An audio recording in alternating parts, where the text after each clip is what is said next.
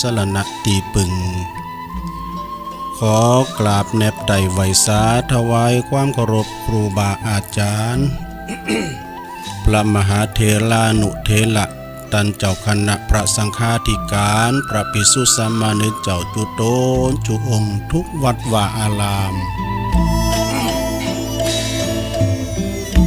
แล้วก็ขอเจริญปอนมายังบรรดาปออกแม่ออกศรัทธาสาธุชนคนดีทั้งหลายที่ได้เปิดเครื่องหับเปิดวิทยุเนาะฟังกันอยู่ตั้งบ้านตั้งจองตั้งหอตั้งเฮินอยู่ในเวลานี้ก็เป็นเวลาดีตี3ปลายมหานาทีก็มาพบมาปะกับรายการสเปเหละปกินากะขอนลุงไก่แจ้งเสียงธรรมแสงทอง ซึ่งก็ดำเนินรายการโดยตนโตแห่งอาตมาภาพเก่ากระผมตุลุงนันชัยวัฒนาคเสโนซึ่งก็ได้มาจัดรายการนั่งอยู่ตีอาคารสถานีของวัดพระธาตุดอยน้อยตำบลดอยหล่ออำเภอดอยหล่อจังหวัดเชียงใหม่มาดำเนินเจ้านี้เป็นเจ้าแรกเนาะปุดพัดสุกมีอยู่3เจ้า3คืน3วันด้วยกันนะฮะ มาพบมาปะกันสเปเฮละเนาะมาเป็นขวัญจิตขวัญใจกับคุณเฒ่าคุณแก่ที่เปิ้นนอนบัดลับหรือว่าตื่นมาจับก็ดี ก็ฟังแก่งอมแก่เงากันไปศรัทธาญาติโยมต่างหลายเนาะตุลุงก็ได้สรรหาทำการบ้านเอาอันนั้นหน่อยอันนี้หน่อยมามาจ้าเสนอแนะเนาะมามาจ้ากับพี่น้องศรัทธานาบุญบ้านเฮาก็ฟังกันตามสบายฟังกันตามอัธยาศัยทุกอิริยาบถสี่นั่งนอนยืนเดินจะนอนฟังก็ได้ไผก็ถึงวามสังมันเจ้าอยู่ฟังไปแล้วก็รับไปเด้อฟังไปรับไปนะเพราะว่าฟังอยู่ในบ้านในหอในเฮือนเฮาอย่างปลงนานว่าอันเพิ่นว่าฟังกันโกผีเนาะ พอรายการตุลุงตั้งแต่เวลานี้ไปนี่เป็นรายการสดๆเนี่ยนะศรัทธาญาติโยมเป็นรายการแหลกที่เป็นรายการสดๆ ที่มากันตัวปิ่นๆเนี่ยนะมาจัดรายการสลับซับเปลี่ยนการติ้งท่านผู้อำนวยการเนาะวันนี้ก็ตุลุงมาปบมาป้ากันพรำว่าเป็นวันปุดนะวันปุดวันนี้ก็ตะลงกับวันที่10พอดีกันเนี่ย10กรกฎาคมแล้ว10 11 12เนาะเราได้มาปบมาปะกันมามาจ้ามาหือขอคิดนี่เอาทำมาเตดพองเข้าห้ามกำคือเขาสั้นงานบุญแล้วก็รายจือรายนามพี่น้องศรัทธาที่เปิ้นมาโฮมทำบุญโดยอีนะต้องขอเจริญปอนขอบคุณที่พี่น้องศรัทธาเปิ้นมากันก็มีหลายอยู่คณะเนาะก็เป็นผลพลอยใด ผลพลอยใดรับส่วนอานิสงส์ในการต้อนรับพี่น้องศรัทธาเนาะที่เปิ้นมาจากทิศต่างๆก็ดีเปิ้นต่างตุนมาตั้งงานวัดปากตั้งเจริญพดขึ้นมาบุญดอยหน่อย วัดติตุลุงอยู่นี่นะอันนี้ก็คือในตำบลเดียวกันเนาะ ฉะนั้นญาติโยมทั้งหลายวันนี้ก็มาพบมาปะกันบางพองก็ตื่นจืนขึ้นมาแล้วเนาะตัวลุงนี่ตื่นมาตั้งแต่ตี 2ก็ลุกขึ้นมาล้างหน้าล้างตานะกุลีกุจอมคือละนอนจูเก้าก้างเนี่ยกะตามถึงวันนี้ไปนอนกุฏิน้อยกุฏิน้อยตัวลุงก็มีแถมตีหนึ่งตัวลุงเนี่ยนอนได้ไปเลยตัวก็นอนศาลาพองกะ เขาย่ำเดี๋ยวนี้มันหนาวเนาะลุ่มอยู่โซ่เมฆมาฝนมากก็เดี๋ยวก็ลุ่มตีไปเฮะศรัทธาญาติโยมมันถ้าถ่าเอาเข่าสาบุญจ้ะสินหนาเนี่ยได้กองหันไหนก็ได้ฝนฟ้าบัดเดี๋ยวนี้มันก็บ่ตกถูกตอมตามฤดูกาลก็อดเอาเนาะศรัทธาญาติโยมทั้งหลายถึงย่ำมันตกมันถึงตกเวลาน้ำฟ้าน้ำฝนนี่ก็มันตกมาก็ จุ่มเนื้อยินใจแต่หลายตีหลายแห่งที่มันตกมาแต่ที่มันตกก็เป็นอาณาเขตกว้างขวางไป วันนั้นวันนี้ก็บางคนก็ตื่นขึ้นมาแล้วตั้งมือตีสองตีสามเนี่ยกะบางคนก็นอนบัดลับนะตัวลุงก็วันนี้ก็ตื่นมาจับพอดีตีสองก็ถึงลุกมาเลยมาดำเนินรายการวันนี้ตัวลุงก็จะน้อมนำเอาประธานมาเทศนาเนาะธรรมบรรยายนะของตุอุ้ยเฮาหลวงปอบุญปันเปิ้นอยู่วัดพระพุทธบาทแม่โป่งเนาะเอาวัดพระนอนสมาธิพระนอนแม่โป่งหลวงปอบุญปันเปิ้นก็เอาธรรมมาคือตัวลุงเนี่ยนะตัวลุงก็พยายามทยอยติดไปติดแล้วก็เอาสะสมไว้นะทำสักเดินหน้าก้า2เดิน3เดินพัฒนาปีหน้าก้าตัวลุงก็เอามาวนมาติดไปแถมเนี้ยกะเนาะทบทวนความจำเฮาว่าเป็นธรรมดีๆทั้งนั้นนะศรัทธาญาติโยมทั้งหลายมันปิ้นโตจุยตุลุงสุดท้ายก็อูไปอูมามันกำตึกยืดดีตุลุงตุอุ้ยเปิ้นก็เลยเอาธรรมมานี่นะวันนี้จะเป็นธรรมะบรรยายเด้อ ธรรมะบรรยายไผปิ้นเจ้าภาพก็เดี๋ยวก็คอยฟังกันเนาะสัพพะทานังธรรมะทานังจินติการทำบุญหรือทำปิ่นตานชนะการทำกุสิ่งกุอย่างการทำบุญหรือทำปิ่นตานในหลายอย่างเนาะเฮาตานทำก็ได้บุญศรัทธาญาติโยมเปิ้นมาหือธรรมะก็ได้บุญถึงเปิ้นถึงเฮาสุสังละภัตเตปัญญังฟังเปิ้นก็ได้บุญตุลุงอู่อีกตุลุงก็ได้บุญหลวงปอตุลุงอุ้ยเฮาตุอุ้ยเฮามอบธรรมหือตุลุงก็ได้บุญเหมือนกันหมดศรัทธาญาติโยมทั้งหลายเนาะไม่ใช่ว่าคุณรับนั้นได้ฟังนั้นได้บุญก็ได้อยู่เนาะเพราะว่าเปิ้นก็รับฟังกันไปหูเนาะเปิ้นฝันกันหมด เปิ้นอาจจะฝันนี่นะเนาะศรัทธาญาติโยมตอนนี้ไปตุลุงบ่คือเป็นการเสียเวลาตุลุงก็จะนำปาศรัทธาญาติโยมทั้งหลายได้ไหว้พระแล้วก็ได้สวดมนต์กันศรัทธาอิเมลงไปลุกมาเตอมันเจ้าอยู่ตุลุงจะปิ้นเก้าปิ้นโหนำปาศรัทธาสวดมนต์เนาะ พุทธคุณธรรมคุณสังฆคุณคุณเกี่ยวเจ้าทั้ง3ประการเนาะเสียงสวดเสียงโยนี่เป็นเสียงสวรรค์ว่าดังถึงไหนขัดจัดปัดเป่าโพยภัยเสน่ห์จังไรนะไอไล่อาขาดนี้หายไปแสนโยดแสนว่าฉะนั้นก็การได้เปิดวิทยุฟังตุลุงสวดมนต์ก็ขอหือปัดเป่าไล่อาขาดออกไปไกลๆนำปาสิ่งที่ปิ้นมังกันละปินมงคลเนาะเข้าบ้านขอจองเงินคำกำเกี่ยวก็หิมาหาไดเด้อศรัทธาเอาไว้ปากรอะระหังสัมมาสัมพุทโธภะคะวาพุทธังภะคะวันตังอภิวาเทมิสวากขาโตภะคะวะตาธัมโมธัมมังนัมมัสสา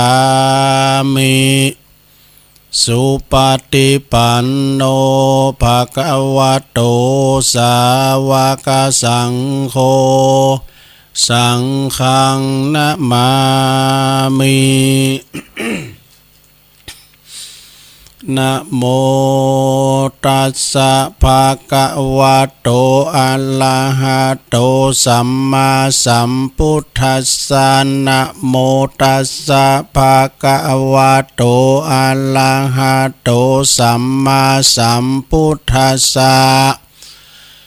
นะโมตัสสะภะคะวะโตอะระหะโตสัมมาสัมพุทธัสสะอิติปิโสภะคะวะอะระหังสัมมาสัมพุทโธวิจจาลานะสัมปันโนสุขโตโลกวิตูอนุตตโลปุริสตัมมัสสาลาทิสัทธาเทวมนุสสานังพุทโธภะคะวะติสวากขาโตภะคะวะตาธัมโม สันติติโกอากาลิโกเอหิปัสสิโกโอปันนะยิโกปัจจตังเวทิตาโปวินโยเหติสุปฏิปันโนภะคะวะโตสาวกสังโฆอุจุปฏิปันโนภะคะวะโตสาวกสังโฆยายะปฏิปันโนภะคะวะโตสาวกสังโฆสามิจิปฏิปันโนภะคะวะโตสาวกสังโฆยัตติตังจัตตาลิปุลิสยุคานิอัตถปุลิสปุคลาเอสะภะคะวะโตสาวกสังโฆอาหุนายโยปาหุนายโยตักขินายโยอัญจัลลิกาลันนิโยอนุตตลังปุญญเขตังโลกัสสาติจะยันโตโพธิยามุเลสกยานังนันทิวัตตันโนเอวังตวังวิจโยโหหิจยสุจยมังคัลเลอปัลลาจิตตปันลังเกสิเสปัทวิโบคะเลอภิเสเกสัพปะพุทธานังอังคปัตโตปโมทติสุนัขตังสุมังคัลลังสุปะปะตังสุโหติตังสุขโนสุโมโหโตจัสสุยิทังพระมัจจาลิสุปัทกินังกายกัมมังวาจากัมมังปัทกินังปัทกินังมโนกัมมังปนิติเตปัทกินาปัทกินานิกัตวานะละพันตเถปัทกิเนสัพพิติโยวิวาจันตุสัพพะโลโกวินาศตุมัตเตปวัตวันตรายโยสุขีติงกายุโกภาวะอัมปิวาตานาสิลิสันนิจังวุตตาปัจจายโนจัตตารโอธรรมาวาทันติอายุวันโนสุขังปะลังไม่หลวงว่าตัวแตนว่าตัวตุลุงแตนก็ได้ตุลุงก็จ้าแล้วนะตุลุงหิจะแซงทุกเก่า ว่าจ้าไปเนาะสถากูเป็นว่าตัวมันแตนก็สวดมนต์ก่อมไหวปิ้นตีเรียบร้อยสถาปออกไม่ออกตั้งหลายขอปฏิตะไหลลัตนะผ่านแผ่วพระเกี่ยวเจ้าตั้ง3ประการจงได้ดลบันดาลมาปกป้องคุ้มครองรักษาครูบาอาจารย์พระมหาเถรานุเถระพระภิกษุสามเณรขโยมพระน้อยอยู่กับวัดกับว่าก็ขออยู่ดีมีสุขเนาะเผยแผ่สัจธรรมคำสอนขององค์พระสัมมาสัมพุทธเจ้าของเฮาไปเปิ้นมาตานขันเข่าก็ดีเนาะเอวังโหตุเนาะมันแน่นใจขอ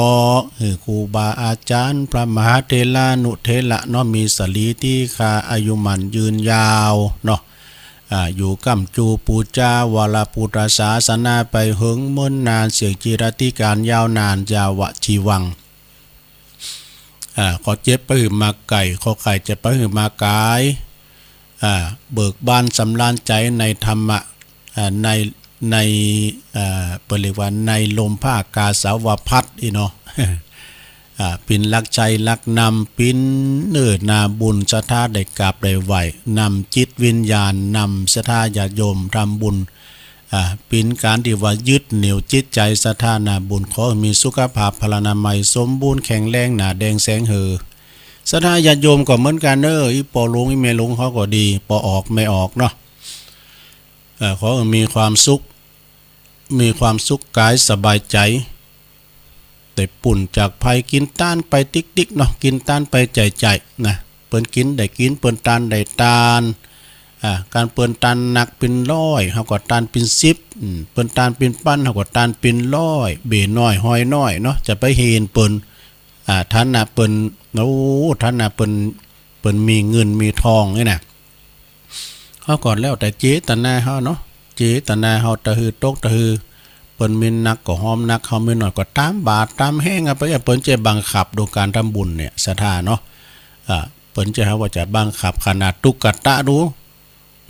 ตุกตะรู้ตันเจ้าฟ้ามหาเศรษฐีเปิ้นตาลกฐินเปิ้นแปลงโคตานี่ปุรู้ปราสาทเปิ้นสูง7จั่นตุกตะมีหยังเหลือแก่กับบ่สตั้งมีตะหือน่ะ25สตั้งหาหรือว่าบาทนี่สาธุยกใส่กรรมใจโหเจตนาตกเอาโหงขึ้นบุญโคตาบ่รู้แผ่นดินเป่าไหววะ โอ้แผ่นดินเป่าไหวสถานสะเทินถึงทั่วพรหมโลก ฉะนั้นก็กินไปตันไปเนื้อปออกไม่ออกศรัทธาญาติโยมทั้งหลายเนาะ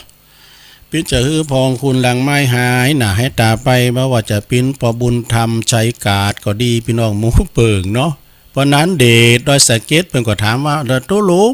เขาฝากถามมาเนี่ยไม่เช้าที่เพิ่นเอาก้ำสายไฟมันเติกยอดพระศาสตร์ที่เปิ้นจะเอาไปปัดจ้านั่นน่ะเฮาเอามาใจได้ก่อนโอ้ก็ไม่โหกเปิดเลอะเปิดเตอใจหยังเขาจะเอามาแปลงหาวตากผ้า เอาให้ใหม่เนาะก่อมหันในกับเดินแนวก่อมหันในเอาไว้ให้ปัดจ้าเปิ้นเอามาเนาะปัดเอาแต๊ดเอาใหม่ก็เปิดเลอะหยังไม่โหกเนาะแปลงไม่สาวตาไลเอ้ยปงชัยฟังกันอยู่ก่อพี่น้องทั้งน้องหลมโนตอง6กาเนี่ยน้องหลมนี่หายหน้าหายตาไปปีนานแดงเขาคนบันเทิงเขาเนี่ยปีนานดิบดูปีนานดิบนี่มาปมตอกสินนะปมเลินคุณตังสันหิมปิงบ่รู้ปีนานสันหิมปิงนะพอเย็นเราดูฟังถึงวันเต็มโทมได้ดูปอดุลเขานี่ปอดุลเขาตังต้องไฟด้วยแดนปอสมคิดเขานี่นะปอหลงสิงคำพรมปันหมดเนี่ยเปิ้นว่าฟังถึงวันบะโทมได้นะเอาแล้วเนาะฟังไปศรัทธาญาติโยมตอนนี้ไปตุลุงจะเตดนำเตดธรรมกันเน้อยาวอยู่พองเหมือนกันนะธรรมะบรรยายณโอกาสบัดนี้ปุ่นเด้อมันจะสาธโวนี่ก็สหาม้ามพุกเนาะวันที่12นั้นก็ วันที่12นั่นนี่เป็นเจ้าสุดท้ายตุลุงจะเตียธรรมศาลากาลิวิจสูตรธรรมสืบชะตาเนอะสืบจันตึงหลงตึงหลายแต่ว่าเจ้าภาพเก่าก่อนแม่ใหม่คำจันเปิ้นอยู่แม่กวงปุ้นอำเภอสันทรายปุ่นน่ะเปิ้นจอดจงมามือน่ะซองก็ย่ำแกะดูไม่ได้เตียธรรมเปิ้นนี่ ย่ำได้เตียธรรมเติมได้แกะซองเปิ้นเตอเนาะแต่วันนี้ก็เจ้าภาพก็ตึงหลงตึงหลายก็เดี๋ยวจะอ่านจือเนอะจือที่เปิ้นมาหอมทำบุญนะอันนี้เป็นการเทศน์ตุลุงปู่จาเสียงเนอะฟังเปิ้นถึงวันนี่ดอกแต่อันนี้เปิ้นโทรมาก็มีปอปันแม่ใหม่ปอปันแม่ใหม่คำจันนี่เปิ้นอยู่บ้านแม่กวงอำเภอสันทรายจังหวัดเชียงใหม่ขออุทิศแผ่กุศลการต้านทำวันนี้ติดตามไปเตอหาจิตดวงวิญญาณของปอชุมแม่แก้วคำจันแล้วก็แม่ไฟอินปันที่ล่วงลับไป ที่ล่วงลับดับขันไปเนาะแล้วก็ตามเคยเนอะแม่เพนขาวเตี้ยจากตาจ่างเปิ่นก็ตานหาอุ้ยปันอุ้ยเงินเขาก็ดีนะเปิ่นก็ปวารณาไว้ตุลุงเตทำบ่ได้ก็ชื่อหน่อยเด้อนะก็ชื่อแล้วเนาะอันนี้เปิ่นก็ตานน้ำตานทำก็เดี๋ยวก็มาปันปอนเกียมน้ำหยาดว่าเนอแม่ใหม่เนอตังแม่เพนเขาก็ดีตุลุงเจ้าว่าทำก็เนาะฟังไปแล้วก็รับไปในโลงเนอทำนี่มีชื่อเรื่องว่าอายุยืนนานทรมานสังขารไตรลักษณ์คาถานะไตรลักษณ์คาถานี่พี่จะคือว่าทำของตูอุ้ยเนอะหลวงพ่อบุญปันนี่เปิ้นสูงทำมาหือตัวลุงติ๊กก็เต็ดไปกรรมตึกก็ว่าไปตัวลุงนี่นะมีข้อคิดเล็กๆน้อยๆตั้งใต้แถมนี่นะ ก็ขอกราบขอบคุณในเมตตาธรรมหลวงพ่อบุญปันเนาะ สุมาตัวนี้ออกตัวตัวนั้นศรัทธาญาติโยมมาเมื่อเจ้านี่มานะก็เดี๋ยวก็เอาก็แฮมพองนะไปปิ้นอันดนตรีเหมือนกันแล้วกันนะ เอาว่าทำกันเด้อศรัทธาเด้อ นะโมตัสสะภะคะวะโตอะระหะโตสัมมาสัมพุทธัสสะนะโมตัสสะภะคะวะโตอะระหะโตสัมมาสัมพุทธัสสะนะโมตัสสะภะคะวะโตอะระหะโตสัมมาสัมพุทธัสสะอนิตตมะนุญญาณตังมัจจานังอิทะชีวิตตังติ ณโอกาสบัดนี้อาตมาภาพจักได้แสดงพระธรรมเทศนาพรรณนาธรรมคำสั่งสอนขององค์พระสัมมาสัมพุทธเจ้าถ้าท่านทั้งหลายได้ตั้งสติได้ตั้งจิตตั้งใจฟังก็จะได้ปิ้นบ่เกิดหือความสลดหดหูใจในเรื่องของสรีระร่างกายสังขารของคุณเฮาเปิดปิ้นประโยชน์แก่ตันทั้งหลายที่มาพร้อมกันในสถานที่นี้เบอความบัประมาทโดยวันเวลาขณะนี้ก็มีศรัทธาเก่าเจ้าภาพดังที่เอ่ยนามไปแล้วก็ได้ปากันเนาะตกแต่งแปลงพร้อมน้อมนำมายังธรรมเทศนาต่างฝ่ายก็ต่างปิ้นเก้าปิ้นประทานตึงหลงตึงหลายก็เจิญตันทั้งหลายมาลมปิ้นเกตมาฟังเพื่อจะได้อุทิศไปหาผู้ที่ลงหลับดับขันไปสู่ปาลโลกไปน่ะสิ่งที่ปรากฏแก่สายตาทุกท่านก็คือสรีระซากศพที่นอนสงบนิ่งอยู่ในหีบในโลงนะบาขยับขยื่นแสดงพฤติกรรมใดๆเพราะฉะนั้นควรติตันทั้งหลายจะได้น้อมจิตน้อมใจในไปในหลักสัจธรรมคือไตรลักษณะหรือว่าไตรลักษณ์ได้แก่อนิจจังนี่อนิจจังก็คือความบัดมันบัดเตงความบัดเตงบัดตั้งมันอยู่บ่อยู่คงตีทุกขังนี่นะเป็นอย่างคือหมู ครับเป็นกำลินทุกขังคือหมูทุกขังนี่ก็คือความปิ้นตุกในสังขารเจ็บปวดทรมานต่างๆนี่ก็ปิ้นตุกนะเจ็บหัวเข่าลุกก็โอยนังก็โอยก็ดีก็ปิ้นตุกเนาะอนัตตาเนี่ยแปลว่าอย่างตุลุงอนัตตานี่ก็แปลว่าความเป็นของติบสมมุติขึ้นมาเนี่ยบัดใจมันบัดใจของเฮาแต่ว่าบังคับมันก็บัดได้เนี่ยบ่อยู่ในอำนาจของไผเนอะก็จะเกิดความสลดสังเวชเนอะอันก็จะทำให้ผ่อนคลายจากราคะความกำนัดยินดีโทสะก็คือความโกรธนะความพยาบาทอาฆาตพยาบาทนี่นะโทสะก็หมายความว่าความหลุ่มหลงโมเมาบ่ฮู้จักบาปบุญคุณโตดนะยันละอ่อนบ่เดินมันบ่ฮู้จักบาปบุญคุณโตดหันประโยชน์มันจะประโยชน์มันหันโกงจักเป็นดอกบัวหันใส่อัวเป็นกุนเชียงหันเมียงปิญญาอมโบตันมันหันพุ่มพวงดวงจันทร์เป็นยุยญาติเยอะ หันบัดหัวงอกปิ้นหนวดมังกรมันหันหลอดไฟนีออนปิ้นเขาล้ามแจงหันอีแหลงเป็นนกยุงหันห้องพยาบาลสวนปุงปิ้นซูเปอร์มาร์เก็ตนี่ หันเหล่าเขา35ปิญญาธาตุ4ตรากิเลนอันนี้เอามาเสริมได้เนยโยมเนอะกูว่าใครรับก็นิ่มได้นะนะหันหูจักบาปบุญกุลโตดคือหันแจ่มแจ้งในสภาวะของสังขารเนอะซึ่งมันมีโยกปีคอนแปรโปนไปต่างๆนานาสารพัดสถาญาโยมเบื้อก็เจ็บหลังเบื้อก็เจ็บเอวมันปิ้นตุกนะปิ้นบอกเกิดในความปิ้นตุกคุณโดยก็ตุกไปอย่างหนึ่งคุณจนก็ตุกไปอย่างหนึ่งเกิดมาถึงปิ้นตุกนะเกิดก็ปิ้นตุกตายก็ปิ้นตุกมีก็ปิ้นตุกบ่มีก็ปิ้นตุกดุตุก108นะได้กินก็ปิ้นตุกบ่ได้กินก็ปิ้นตุกคุณเฮานี่เกิดมาพอตุกก็ได้แต่กะแต่ว่าตุกนะมันก็เหมือนกับแขกเนอะแขกมาเยือนเฮินเฮามาปิ้นหวางมันจะอยู่ด้วยเฮาตลอด มันก็ลุ่งเฮินไปก็สุกเข้ามาแท้เนี่ยนานสุกเข้ามาไปใจนานเนี่ยใดนานสุก การสุกเข้ามาตุกก็ไปนะการตุกลุงไปสุกก็เข้ามาเนี่ยนะมันปีนกันไปนะมันจะคูนเฮาในจะอยู่ก็มันมีการสุกที่มันปีนไปบ่ได้มันเข้ากันไปสุกพองตุกพองเนี่ยเศร้าโศกเสียใจพองดีอกดีใจพองมันศูนย์สุดในไม่หลวงเนี่ยแต่ไปเกิดหยังหนักยัดถ้าเกิดมันตื่นถ้าเกิดการโง่เกิดก็เอาหกไปย้ำไว้ก่อนแล้วเลืองจบข่าวตุปอว่าเฮืออันเจี้ยนงัวนี่ตุปอตึงกินบ่ได้แท้ๆเลยตุลูกตุหลานเอ้ยเนี่ยแล้วตุปออันยำหกเนี่ยกินก็ต้องเหมาะเลยยำหกขึ้นพี่เนี่ยวะถึงไหนเต็มไปด้วยของตุกจะหาสิ่งตีปิ้น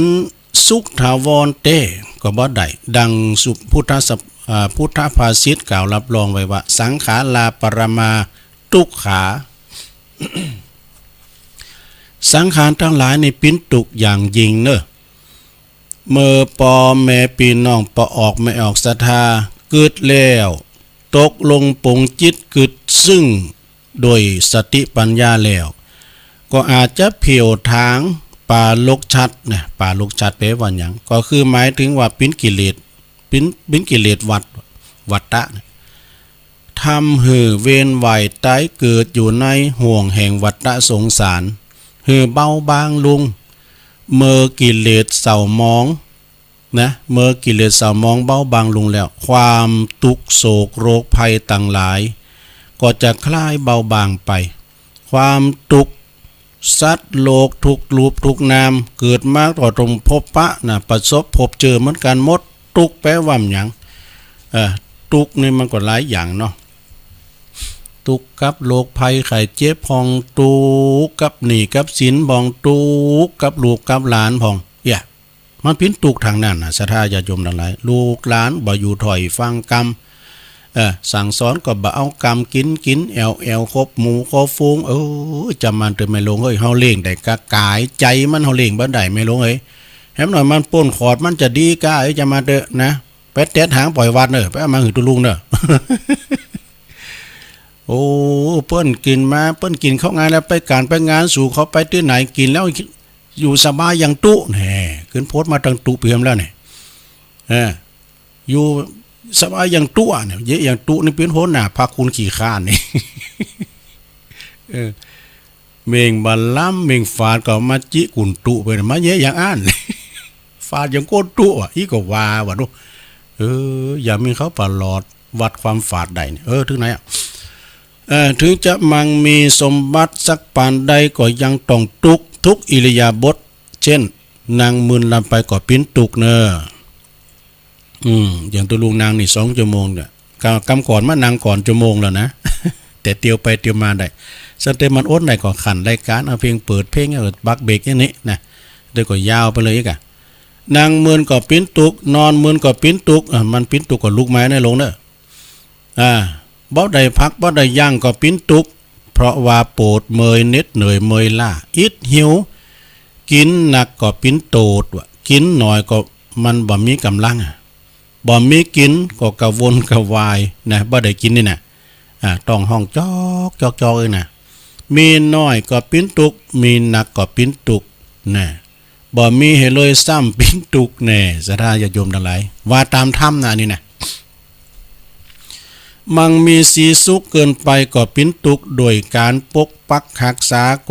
ว่าเปิ้นจะมีภัยก็จะมีภัยอันตรายโกเขาจะมาลักมาหย่องมาจี่มาป่นนี่นะที่สุดโกตายล่ำไปก็ปิ้นตุกนะโกตายก็ปิ้นตุกนะศรัทธามีน้อยก็ปิ้นตุกเพราะบ่มีปอก็เพราะบ่ปอกินปอใจแต่ก็ชีวิตนะปิ้นอยู่โดยอาหารเนาะปิ้นอยู่โดยอาหารกองทัพนั้นเดินด้วยท้องโรคหิวเป็นโรคอย่างยิ่งนะ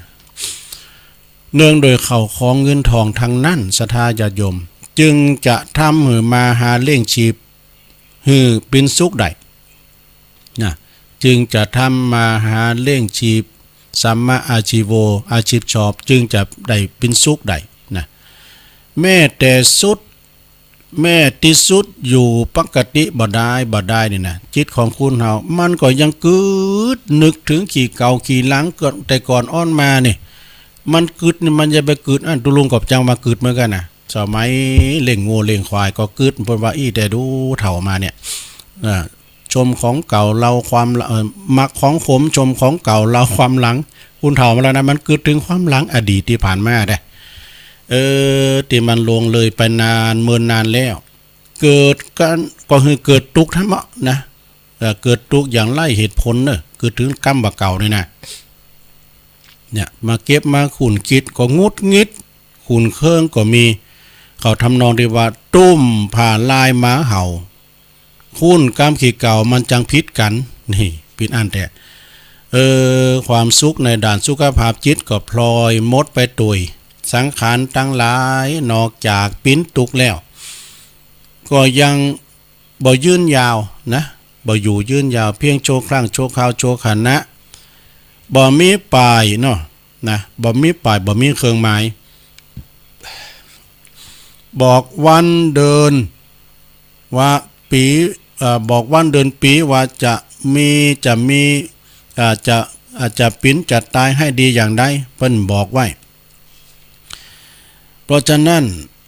ดังพระสารีบุตรซึ่งเป็นอัครสาวกของพระพุทธเจ้าจึงได้แสดงพระธรรมเทศนาแก่นางวิสาขาเป็นภาษาบาลีไว้ว่าอนิมิตตมะอันนัญญาตังมัจจานังอิทะชีวิตตังคือชีวิตของสัตว์ทั้งหลายนี่เป็นของน้อยบ่มีเครื่องหมายว่าจะมีชีวิตความเป็นอยู่เมินนานเท่าใดสัญญาสามัญชนคนธรรมดาบ่สามารถลวงหู้ได้นะชีวิตเฮาจะเป็นจะตายวันพุกนี้จะหันตะวันหรือไม่มันบ่มีเวลา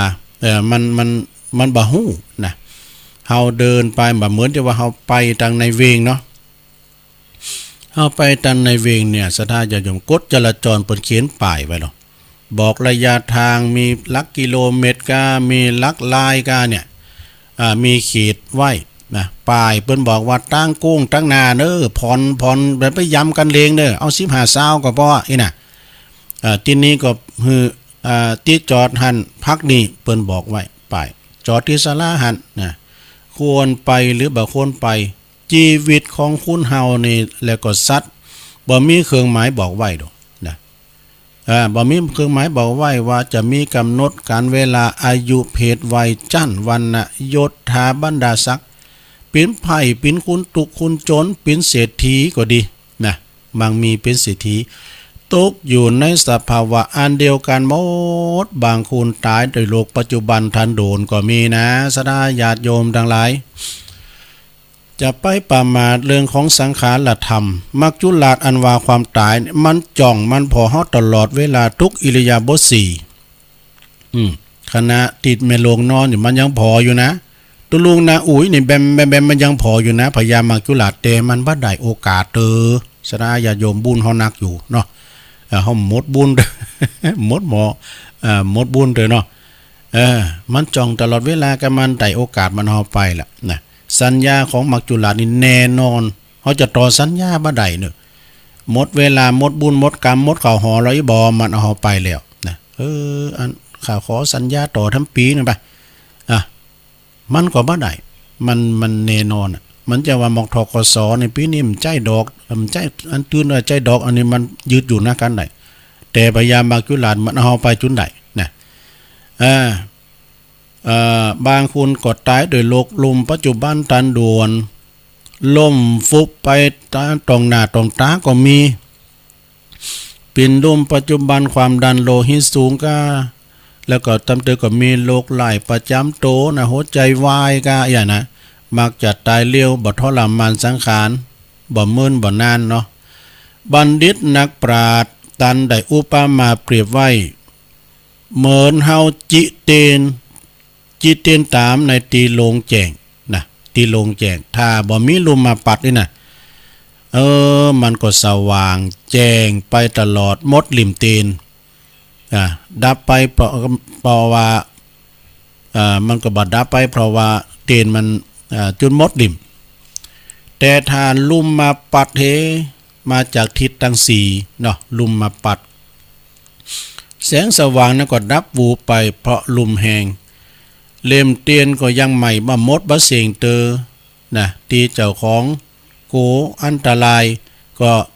มันดับไปเฮก่อนก็มีอุปมาเหมือนกับคุณเฮาเนี่ยศรัทธาญาติโยมทั้งหลายบางคุณอายุมันยืนยาวจุนเถ่าจันลาตายเพราะเสี่ยงอายุสังขารตายเพราะหมดบุญตีว่ากันเสมอว่าหมดเข่าหอนะอายุก็เหมือนอายุก็หมดพร้อมกันนะจะสืบนะจะสืบจะตาปล่อยปลาลุงนำจะฮื้อกว่าตามเลยมากกว่าถึงบ่ป้นพอเปิ่นหมดบุญเปิ่นแล้วนะหมดเข่าหอเปิ่นละนะสินกรรมละก็บัดสามารถที่จะมายืดหยุ่นเวลาได้ตายลงกรรมตายลงกรรมพี่จะได้ตายก่อนวัยอันควรคือไปซบอุปัตวเหตุเพศภัยต่างๆเฮอบินโตก้าขี่รถสัมประมาทขาดสติก้าคือขนองก้าอีน่ะจึงลีไปปบไปปะยมบาบาลก่อนกำหนดนะเลขว่ากรรมมาตัดรอนหรือว่าตายหลัดคิวดูเพราะฉะนั้นเนี่ยชีวิตของคุณเฮานี่จึงเป็นอยู่โดยอดทนเนาะอดทนแบบทรมานคือคุณและสัตว์มีชีวิตอยู่มาโดยแม่เพียงวันหนึ่งคืนหนึ่งเดินหนึ่งปีหนึ่งก็ล้วนแต่ต่อสู้กับภัยอันตรายคือโจรภัยนะคือโรคไล่ประจำโตพองความเจ็บไข้ใดพยาธิพองโรคประจำโตโรคประจำอิริยาบถสี่